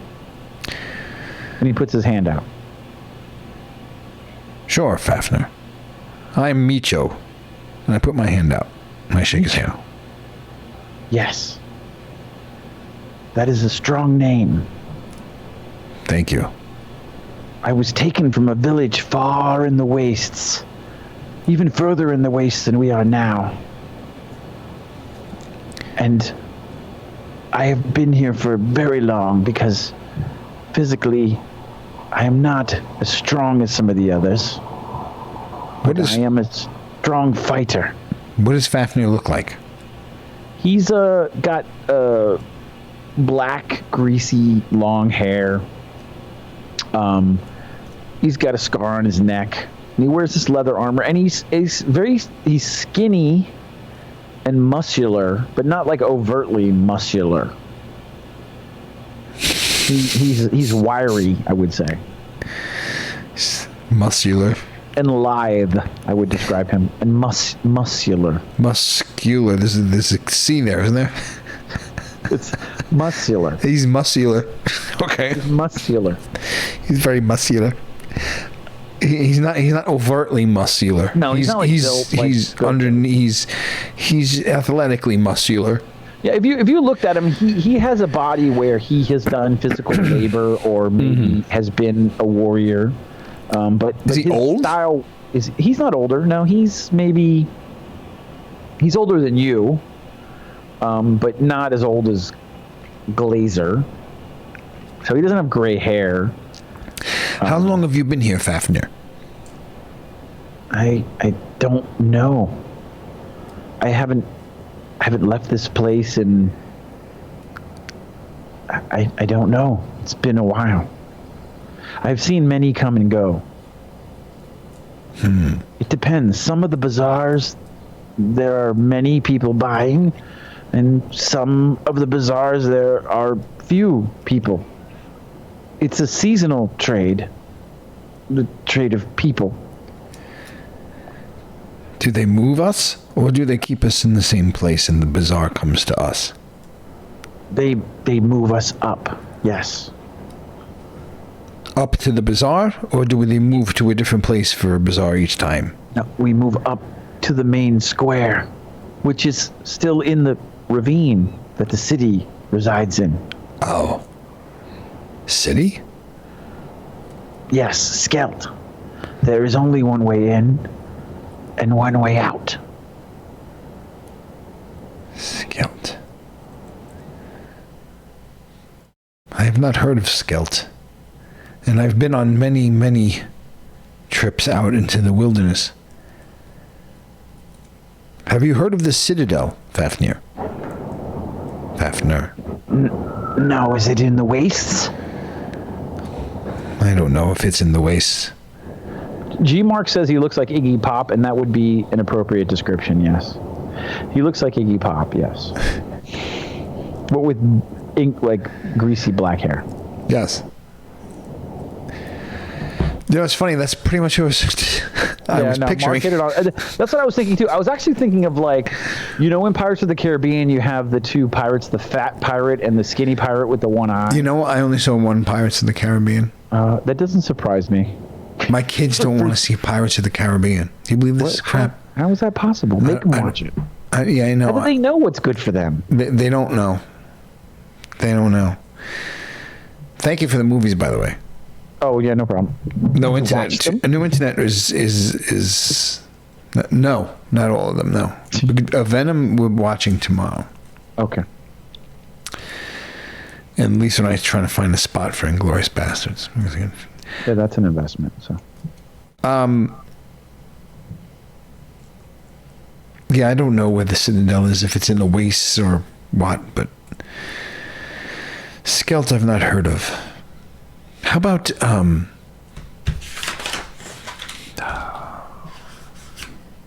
Brookdale? No. Never heard of it. Is it in the wastes? I don't know where are the wastes? In the desert. You are deep in the desert, my friend.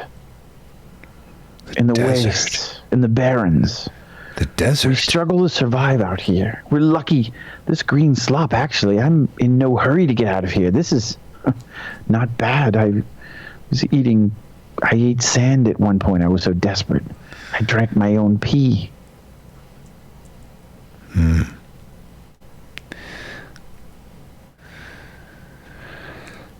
The desert is not fun. Does he know what a desert is, Micho? No, you've never... What's the desert? There is no life. I don't know if we're making you explain the desert.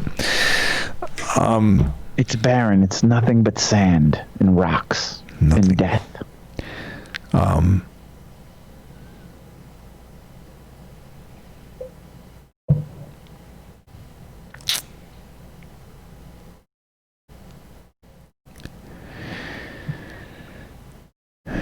So what are your plans, Fafnir? Just to hopefully get purchased by someone? I mean, this is better than what I had. I wandered the wastes near death before they picked me up. So this is a relative life of luxury, as tough as it is here. And the one that you killed, he was one of the biggest problems here. He bullied many people. He hurt many people. And your friend with the one arm whose skull you crushed, he befriended him quite quickly. Yeah. Well, the one-armed man was... Well, the one-armed man got what he deserved. I pick up my stand-up, I pick up my tray, and I put my tray down. I stand up. I just stand up. What am I going to do, clean up? What is this, McDonald's? I was going to dump it in the... I stand up. It was nice meeting you, Fafnir. I have much thinking to do. Knowing you, Micho. I have much thinking to do, but I hope we could talk again soon. Yes. And I walk towards... I leave the... that smaller area, and I go into that bigger main area where when I first came into the cell. Well, that's where you were. Everyone was eating out there. That's where they drug you out to. That's where. Yeah. So you were already out in the main big area. So everyone from all the cubicles were all out in this room. Or I mean, I don't know if they were all there, but yeah, you saw a mass of people eating. Yeah. So and none of them, I didn't recognize any of them. Nope.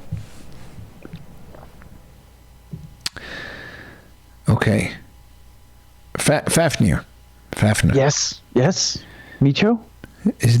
Do you know which of these beds is unclaimed? Well, the one with the pink-haired man whose head you smashed. Oh, yes. I assume that bed is You can have any bed you like after what you did. I don't think anybody would oppose it. No, I think I'll take that one. Do you want to come in, Glazer, in my antechamber so that at least you know someone? It would be nice to be around people I know. Is there a bed available in your area? We'll make one available. I'll talk to Glazer. We'll see to it. And he waves to Glazer, and the two of them walk off towards the one exactly opposite. So you went to the right, to the third one to the right. He goes to the third one to the left, and they disappear for a minute. Okay. I hang out. I drink some dirty water, I guess. Okay. Drink some dirty water, dogs, and you're hanging out. And then you see someone get shoved out, and their stuff get thrown out of the doorway, and then Fafnir appears, and he waves you over. Okay. I follow Fafnir. Okay. Fafnir. It is spelled like Fafnir. That's kind of like Lord of the Ring-ish, but that's what it looks like to me. I like Fafnir. I think that's a cool name.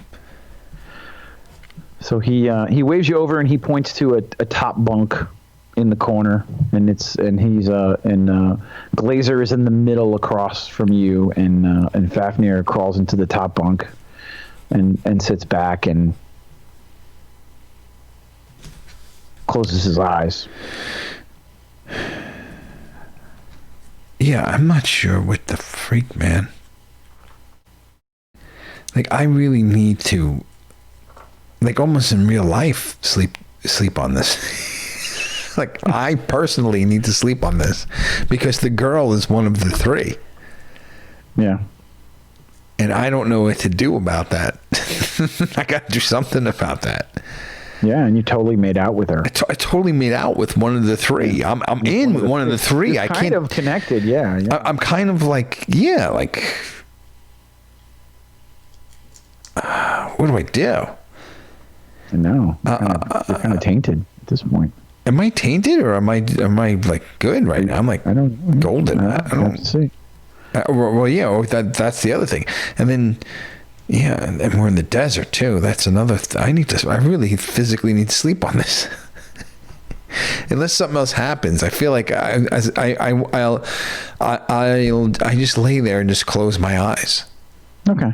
So you're laying there, and you really don't have any sense of time. Like I said, the people in the room try to do things. They play various games with little stones and bits of wood, almost like maybe backgammon or something.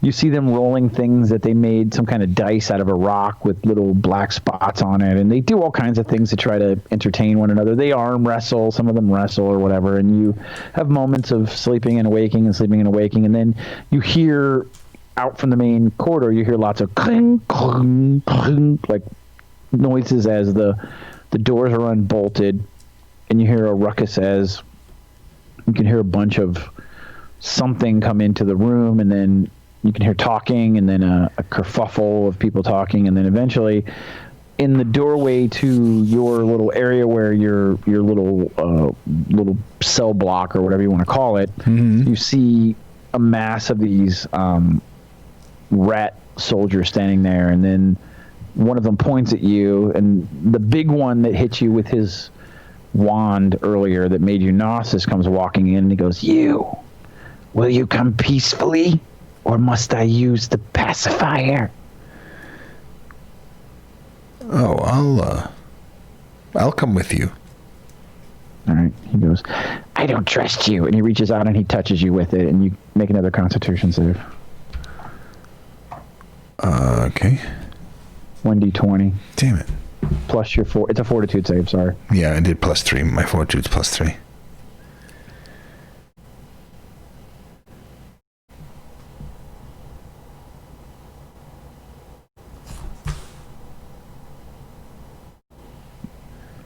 Yeah, I rolled it. You see it?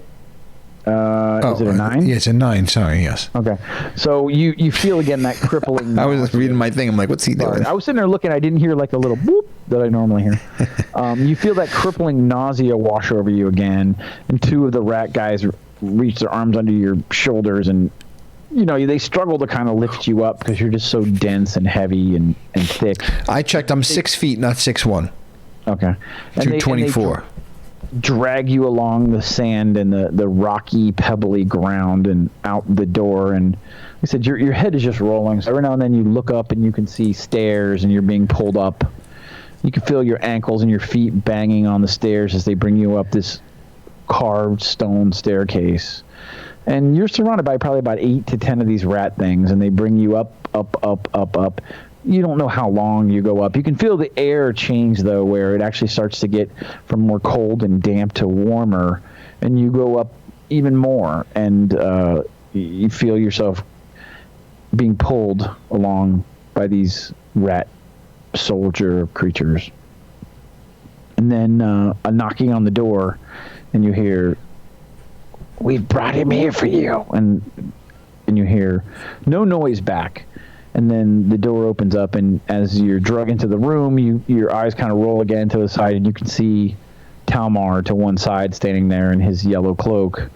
And they bring you over to a chair, and you feel yourself being put in the chair, and you can feel bands going over each of your arms and each of your wrists and each of your ankles, and then eventually around your neck and your forehead, and you're kind of locked in this chair with your arms out, straight out at your sides, and your legs straight out at your sides, and then once again, no noise again, and you hear them leave, and Talmar leaves, and then the door is locked.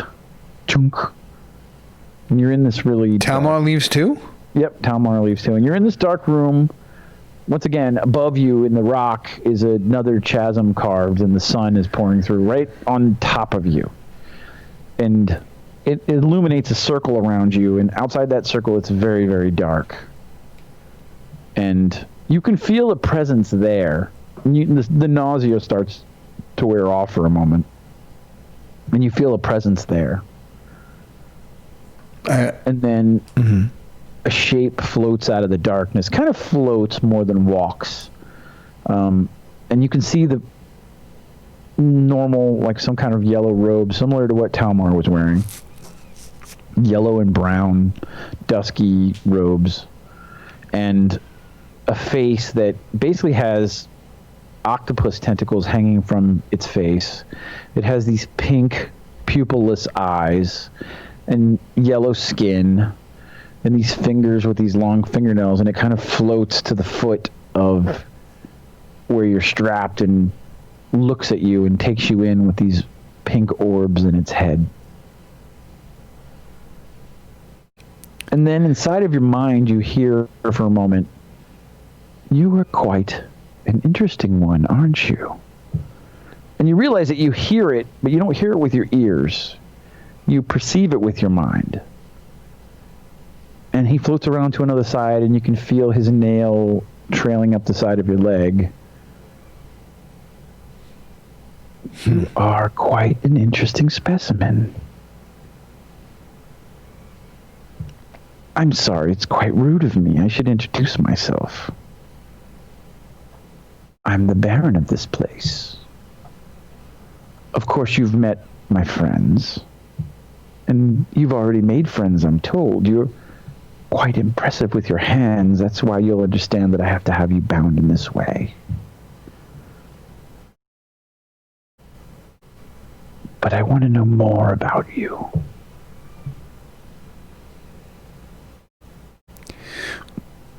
What would you like to know? "Oh, you don't have to tell me. I'll find out everything I need to know about you." He says to you, and you can hear him say, "Open your mind." And his voice echoes through your head, and you're plunged deep into darkness. And you feel yourself locked inside your own body. And then you're going backwards through your memories quickly, almost like your memories are being scanned through. And it stops, and you're looking at the ground, and you can feel a fire burning nearby and blood dripping from your lip, and you look up and you see Riggs standing over you with a stick, training you the way you used to train after he would let you out of the cage. And he holds his hand and he says, "Get up, boy. You never quit. No matter how much pain you feel, you must never back down.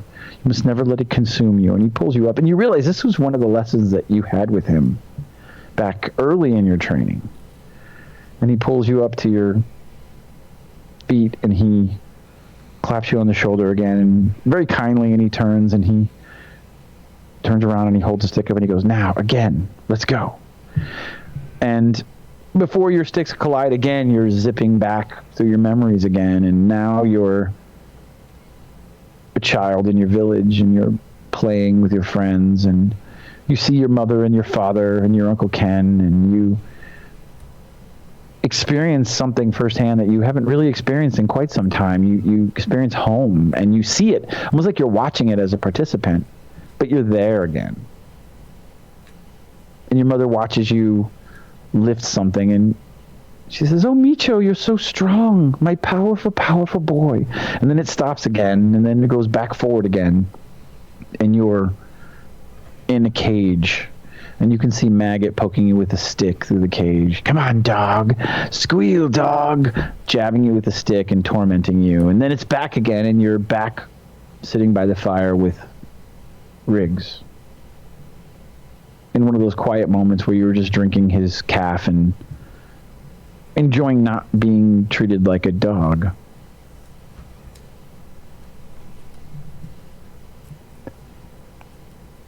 And then you hear it again. "Interesting. Interesting." So now tell me about the one that you killed. That wasn't something that was random. That was passion, wasn't it? What did he do to you, boy?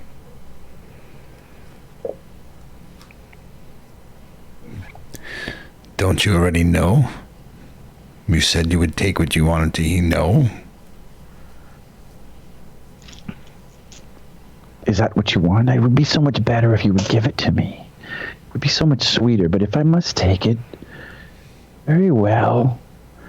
And then he goes back through your memories again, and now you're moving forward and forward. You stop for an instant when you meet Gloom in the bar. You stop for an instant when you and Gloom are at Z13. You stop for an instant when you're at Brookdale. And then you're in the truck, and then the explosion happens, and then it stops.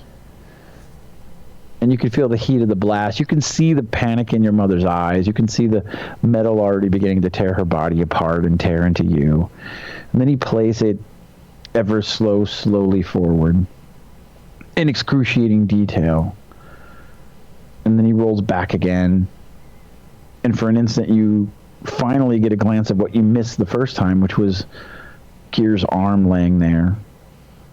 And then it explodes again, and you feel the whole thing again. And then you're laying in the ditch looking at her. And then you're back in the dark room again, and you can see the Baron step back out of the darkness. Such pain, such suffering. It is so exquisite.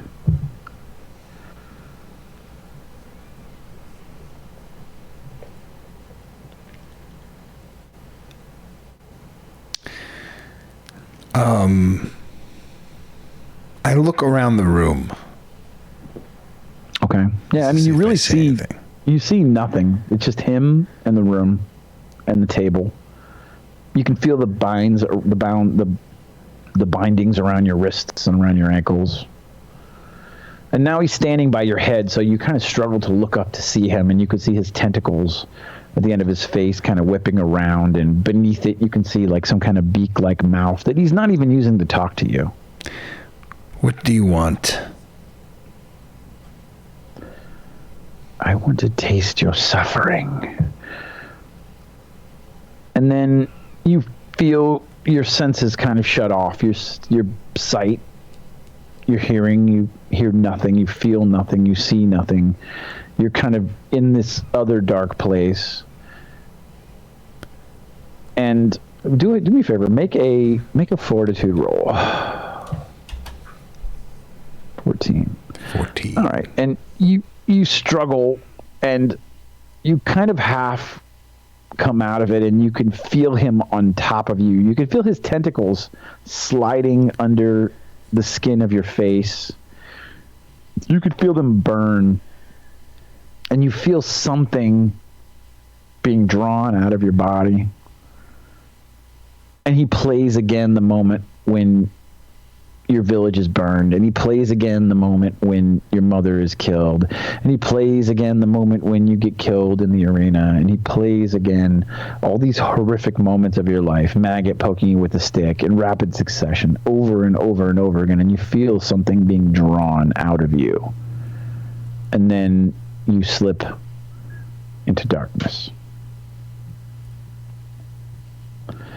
Okay. And when you go down into that dark hole again, you're sitting again by that fire with Riggs. And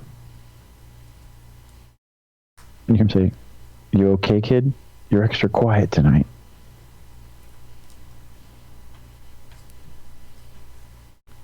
Oh,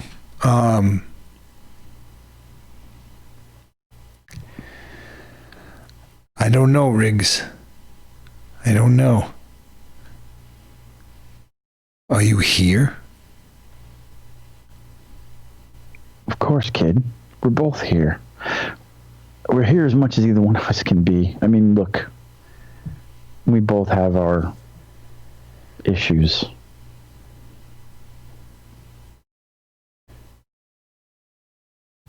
This thing is fucking with my mind.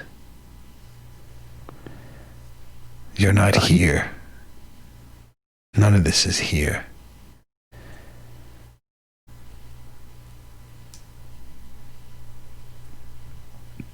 Make another fortitude roll.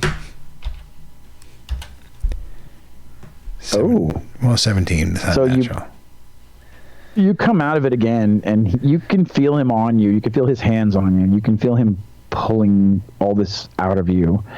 And then you're back under again, and you can hear him say, "Oh, so strong. What an exquisite specimen." And then you're back down again, and now you're in a bar, and Gloom is there, and he's like, "Do you want another spider milk, man? What are we drinking? Where are we going?" No, Gloom. Tell the octopus to fuck off. The octopus? The octopus? Yes. Okay. The tentacle motherfucker. I don't know what he is. You know. You okay, man? You don't seem okay. You seem like you need a drink. Take a drink. Relax. Get out of my head, you fucking squid. All right. And then again, you go into the blackness and into the dark, and then you feel like he releases you for a moment. But you feel like something got drained from you. Subtract 5 hit points, please. Oh. Okay.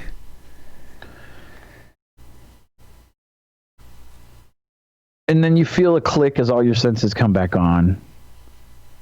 And you see him floating away back into the darkness again. And then the door clicks open, and you see Talmar kind of limp in the most uncoordinated manner.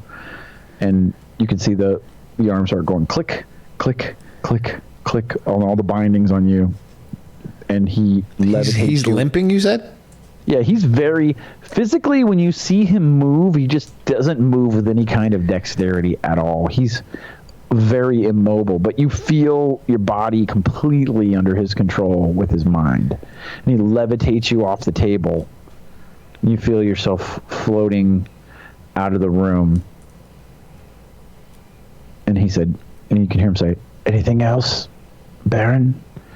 "Oh no, I'm quite full. He really is quite a delightful specimen.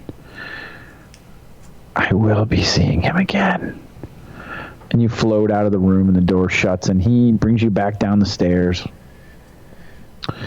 and back into that room and places you, levitates you to the table and drops you on it and leaves you there, and you can hear the door close again behind you.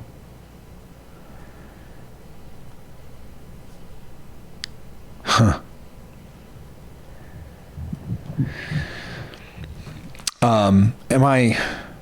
I'm pretty beat up now at this point. I mean, I'm almost more than half my hit points. Yeah, you feel very drained and weak at this point, yeah. And it was almost as if when he was on you and he was draining you, that he knew when to stop, where it wasn't going to kill you.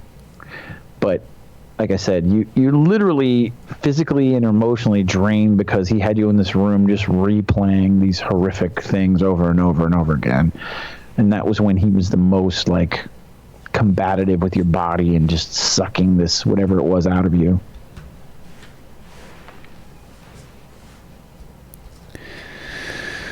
I look around. Do I see Glazer or Fafnir?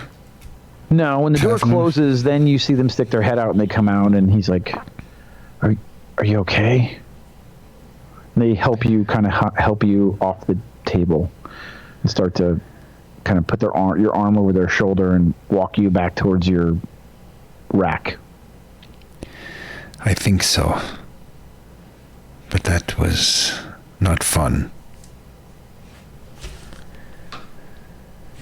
You must rest. And Glazer helps lift you up into your rack, and you lay back, and you are you just start to feel very drowsy and exhausted, and you are consumed by sleep. And I think that might be where we're going to stop for the night. And I think you're tired too, so that's another reason why. But. I am. You can tell, right? I'm sorry. Yeah. I wanted to fit that in only because I wanted to get it in, but you said, I know you were tired too, so I did my best. I mean, when I heard that the third one was the girl, I was like, wait a minute. I need to figure that. I need to. I literally need to sleep on that. I don't know how to handle that. Interesting, man. This is interesting stuff. Good. I hope, 3 mind guys. Okay, what? I hope you had fun at least. That's the most important thing. I hope it's interesting, and then I hope you have fun. I hope. No, it's very interesting, and I do have fun. Good. It's just that by Friday at this time, my brain is gone. That's all. I know. And unfortunately, this is like the only time like we have to do this. Yeah. Well, we did do a couple of. We did that one Saturday show when we did the outdoor show. Oh, that was fun. Yeah, that was a lot more energy. I had so much more energy in that show. I know. We'll try to figure that out. Maybe we'll throw one of those in when we can figure it out. That one was interesting too because we did that in my backyard. Yep. I thought we went to Timberland. Was that when you went to Timberland? Maybe. And we could hear the wood sounds in the background. Yes. That was really actually. We were lost in the woods on the way to not on the way to Timberland, on the way to Brookdale. Gotcha. But. That's episode, what are we at, 56, I think. 56, yeah. Yeah. I wonder how many of the Gamma World episodes versus the other episodes we did. I don't know how many it is. That's a good question. But I hope everybody had fun. I hope everybody enjoyed it. That was really good. I had fun. Wait, something happened here. What happened here? Oh, there it is. I'm watching the stream. This is what it used to look like. Oh, what is that? I see a blue crawly window. It looks like water. Yeah. Actually, it didn't look like this. It had... oh, there it is. It had a different color. Oh, I'm going to download Audacity too, dude. That's the next thing I'm going to download on this thing. So maybe I'll download Audacity and I'll get a recorder and then I'll edit the podcast part. Oh yeah, you know what? I think I'm a week behind the podcast, right? I don't think I know 55 is on YouTube, but I don't think it's on the podcast. I gotta check that. No, it's not. It's not? That's the, what did you call that one? 54 was it's The Room, right? The Room, yeah, I think. Yeah, The Room. But I like your name. I like when you name them because that means I know you're sitting there listening to them going, what am I going to call this fucking thing? And it always makes me happy when I see the name because I don't know what you're doing with it, so it makes me laugh. I go, oh shit, yeah, that's a good name. Thanks. So. No, but 55. Every time the stream stops, like it hangs up, it creates a separate video on Twitch. Yeah. So they all had to be handled. Like I had to change the thumbnails and the descriptions and the keywords and all that stuff individually for like each video that got exported to YouTube. And then we did so much to try and get that music sounding good, and it sounded really good in the stream. I think it sounded pretty good, and I know it had to sound good on the podcast because the previous one, excuse me, hitting the mic, was pretty good music wise, and I know we improved it. But then when I was listening to the YouTube video, it was just like completely cut out. It was like silence, then music when you talked, then silence, then music when you talked. It was very jarring. Very, very jarring. Well, like I said, if we figure it out, maybe I'll edit the podcast to make them more podcasty so you don't have to do it because I have more time. Yeah. And I could even cut in background music, and I'll cut in the beginning and the after, and that way you don't have to do it. So I just got to figure out what format, and we got to agree on that and make sure it sounds good. But I definitely have those capabilities. So I use what do I use? I use Reaper. Oh, you use Reaper? You don't use Audacity? No, I like Reaper better. They have a I mean, I paid for it, but technically you can you could have the evaluation version like forever. Oh, okay. But I felt bad doing that. So, but technically, I mean, it's just one show. So if you just left it, you did the evaluation forever. You know, we did pay for it, so you wouldn't have to feel bad about that. Yeah, I don't feel so bad about that. the only reason I would say to use Reaper is because I think it's a little bit easier to use than Audacity, and also I could tell you the filters that I use, and I maybe don't have them perfectly. Oh, look at you with the see, I need to get one of those. That's Minicam, dude. It's really good. I may have to buy the full version because there's actually a virtual Hellboy overlay that it can put over me, which would make me really happy. But we definitely need lower thirds. It just seems like that's the one thing the other shows get. But anyways, so we'll figure it out. Yeah. I'm just trying to figure out ways I can help you so that we can keep it rolling and do a little bit. Like I said, I can even do a little production on it. Like I said, put some the music that I want to mix in. I could do it in the background, and yeah, no, I'll like I said. Oops, what's going on here? Dice. I want to see the dice. Mark said that what, Mark? Since you're the only person here watching live. What happened? Mark said that. And you look great, Nick. You look like you have a suntan. You look fantastic. You really do, dude. No, it's just you do orange. on the stream, dude. You look great. Oh, thank you so much. You look very tan. Thank you. Healthy. Thank you. I just get out of wardrobe and makeup. I'm fat and pasty, and I got a sheet behind me like a fucking ghost. I mean, yeah, I have a puke green wall behind me. It looks like someone threw up on it. Looks like a sandalwood wall to me, or like a taupe. Nah, taupe is.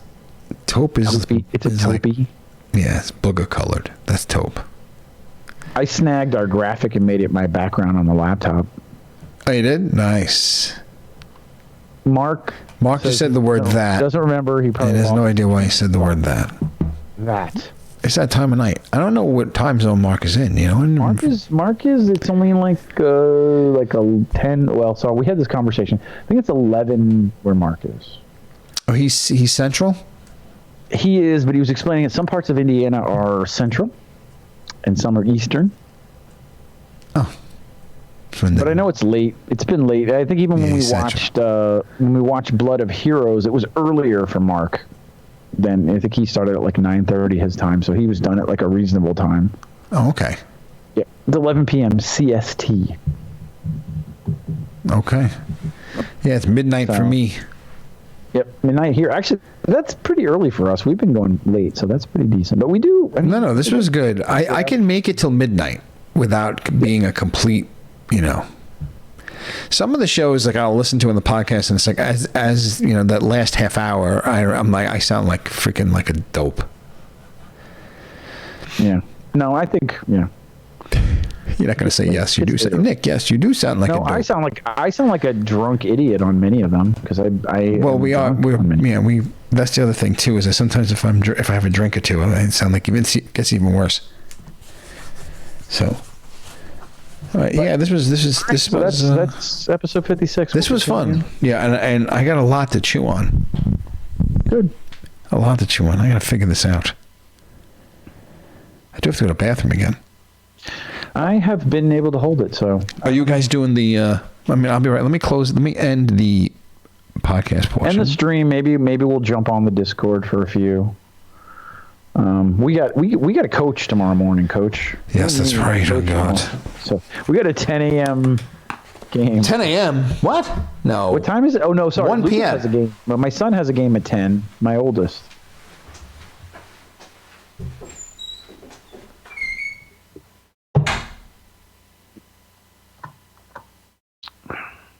Where did he go?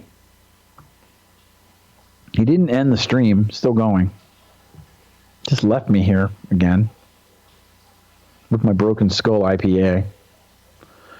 And just you and me, Mark. Well, Mark is gone, I think. Mark's gone.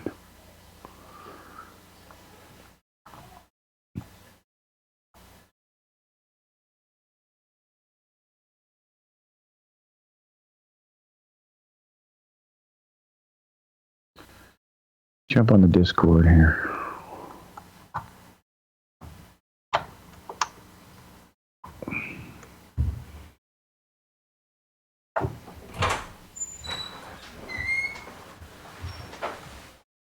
Oh wait, I don't need that. I got the app now.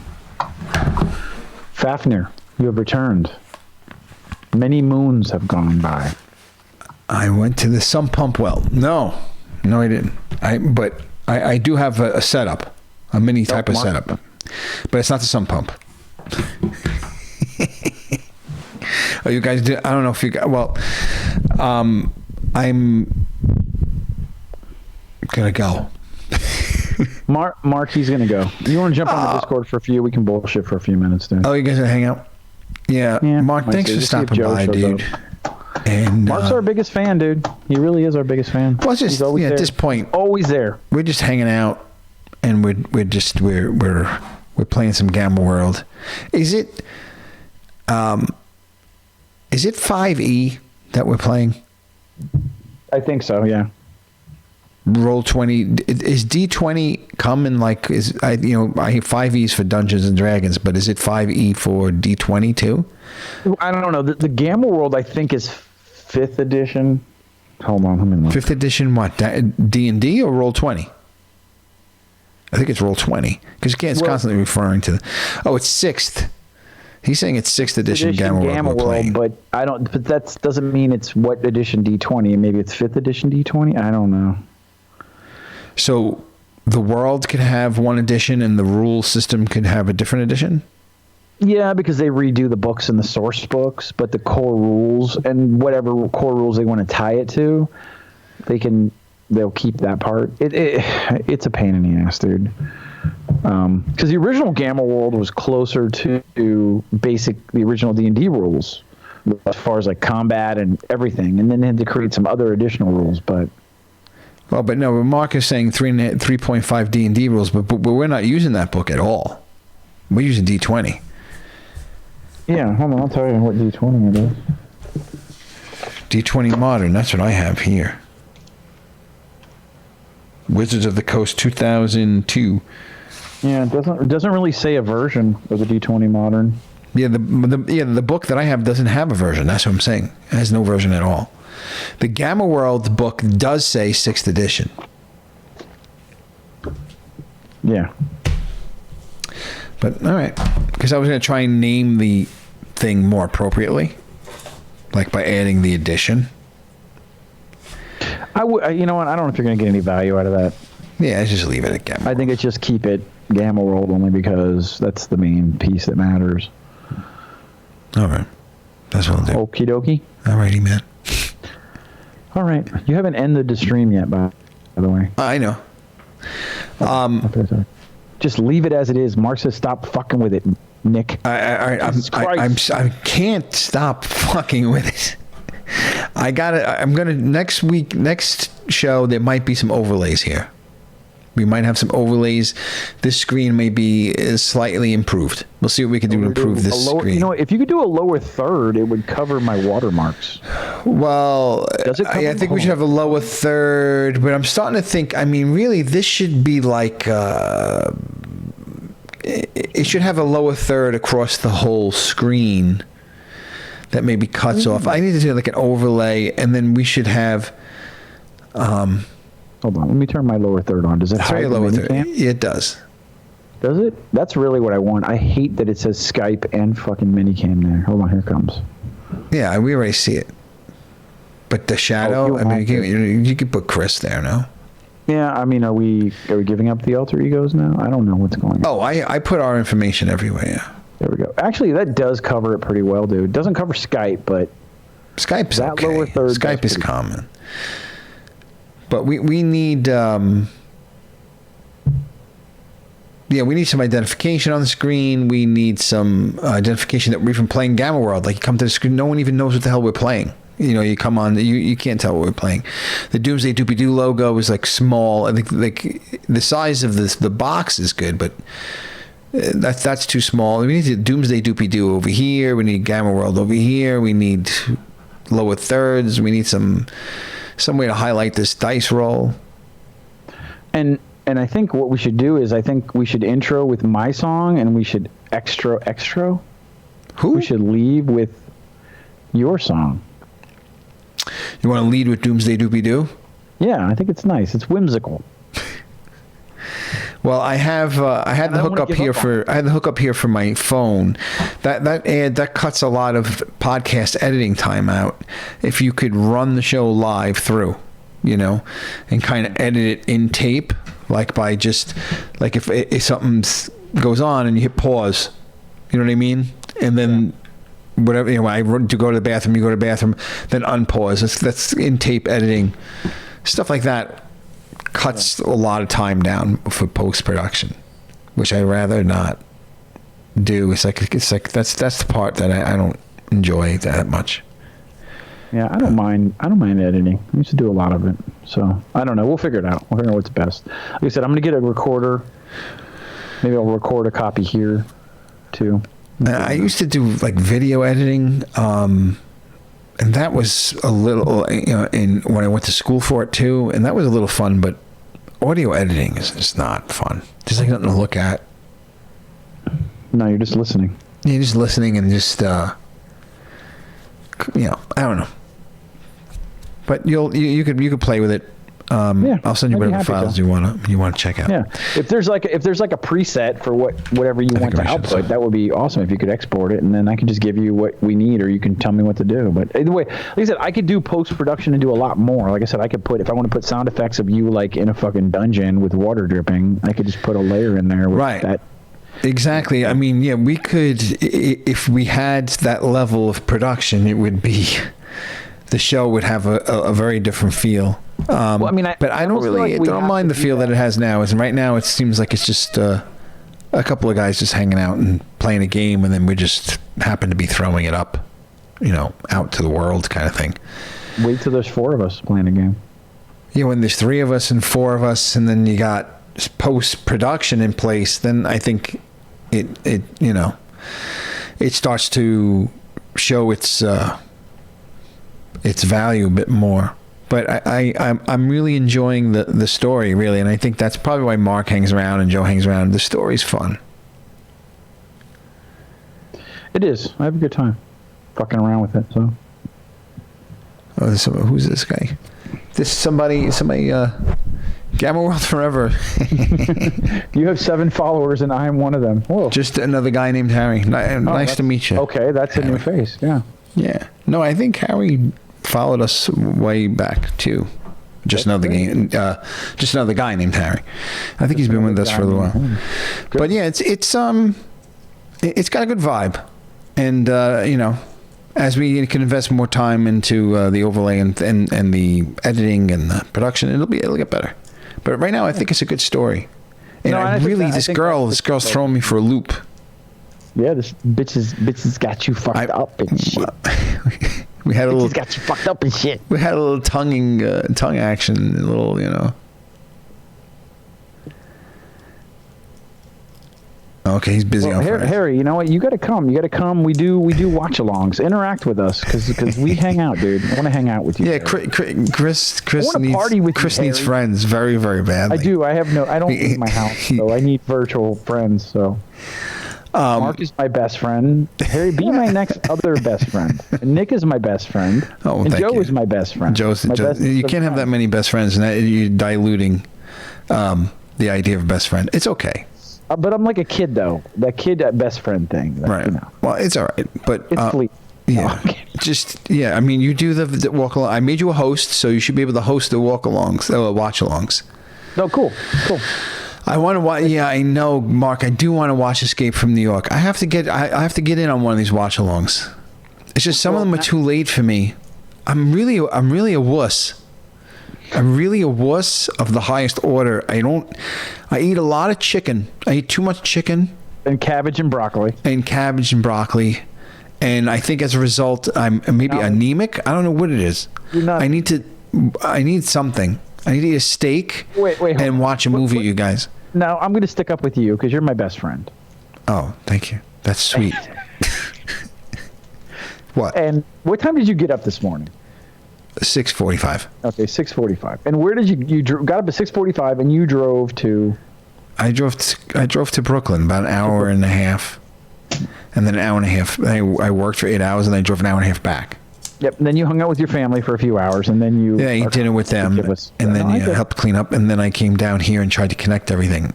I've been working on the internet in my house for a while. I ordered some equipment. Hopefully that our things start to. Oh shit! Mark has been up since 4:40 a.m. Mark. Yeah, I'm telling you, broccoli. Does broccoli have iron? I don't know. I think it does. It's green, right? Don't green things have? No, green. Does it? Oh, like spinach. Do you think that slop you ate tonight had extra iron in it? Because I haven't had broccoli in a while, to be honest. Maybe that's the problem. Are you taking your B12? I just finished the zucchini you brought over. Oh, it was pretty good. You slept to 9:45? Jesus Christ. Harry. Actually, I can't say that because you know what I did? Today was my half day, so I got up. I was done with work by 12, and then I went grocery shopping. And then I came home and I took a nap for 3 hours from about 2 to 5. And then I got up and I just started drinking. And I've just been drinking since 5. Five shots. 5 in the morning? Since 5 in the afternoon from when you woke up. Yeah, from after I took my 3 hours. You took a 3-hour freaking nap. This is the thing, and just another guy named Harry sleeping until 9:45. Mark is in a different time zone. Mark is marveling at my 3-hour nap. Yeah, I know. How do you? And that's not even Mark, right? That's not even a nap. I don't know how this guy does it. Well, I've been up all hours. And massages. How many massages do you get? Well, none now because of COVID. But pre-COVID, how many? Oh, I got a 90-minute massage every month. Every month, 90-minute massage. This freaking guy. Dude, I worked from home 2 days a week before COVID. So I mean, I don't have to you don't even know how much time you lose. You lose like 3 hours of your day just getting to and from work, right? Right. 4 hours? Right. Back in the day. Not now, because now you're like, whew. It's like I Am Legend. You're just driving down a deserted highway. 0 massages for another guy named Harry. I haven't had massage. I'm trying to think the last time I had a massage. Wow. I have no massages, but I have excessive amounts of happy endings. I don't know how that's even possible. I went to a banya session maybe 2 years ago. That's that weird Russian bathhouses, yeah. Where you beat each other with wet towels or whatever, and you pinch each other on the balls when you're in the steamer. What goes on in those things? Yeah, pretty much everything you just said. And we conspire on how we're going to rig the election, all in one room. And you give each other weird Russian tattoos on each other. Yeah, and we beat each other up with leaves. Yep, you hit each other with maple that were leaves. dipped in water, eucalyptus leaves, I think. And you whip each other with a towel. It's called platza, I think it's called. If you haven't done it, you should try it. It's good. Don't knock it till you try it. And borscht it's nice in the winter. A Russian banya session with some borscht. We have to do that when this whole COVID thing is over. Well, we talked about doing a guys whip each other with towels thing or whatever. Yeah, we should whip each other with towels. Yeah. We should watch Escape from New York with the gang over here. With the boys, with the apocalyptic crew. Yep. All right. Well, listen, I'm sorry. I don't have the... well, Harry, I'm going to share the Discord with you. So if you want to come to the Discord, hold on, let me get to that. Yeah, throw it on the chat before I end the stream. Yeah, hold on. Let me do it. Where I had it What's the word I'm looking for? I don't have the... Fortitude? Gumption? That sounds like right out of the 30s. Oh, you know what the problem is? It's not. I'm running the fucking Discord app. I'm not running it in a window. Oh, he's from Jersey. Sweet. Oh shit. Nice. What part? We're in Jersey. Yeah. What exit? What exit? How the fuck do Gen Con. Yeah, I want to watch it. I want to watch Escape from New York. I haven't seen that really in so long. I think I was a kid when I saw it. It had to be. Where's the Discord? Atlantic City area. Cool. Yeah, we're not far from Atlantic City. You're not really that far, yeah. So now he's in the Midwest. That's what I want to do, man. I want to go. I want a ranch in the Midwest. I just want to chill. What's happened? There it is. There's the Discord. Are you burping into the microphone? Jesus Christ. All right. This is where my interface is fucked. See, it's weird because we have, it's you, Mark, right? And just another guy named Harry in the chat, right? And when I click on users in chat, it's only showing me, it's not showing the users in the chat. So there may be other people like lurking that are shy to say hello, which is fine. I'm a big lurker. What's that noise? Was that you? All right. I keep saying I'm going to go. You guys have fun on the Discord. Let's try and organize a watch along so we could watch along. Yes. Okay. All right. All right. Can you hear me still? Take care. Just another guy named Harry and Mark. I'm just going to call you Harry if that's all right. Good night, Mark. And yes, we will watch out for Snake. Yep. Take care, guys. Later, guys. Bye-bye.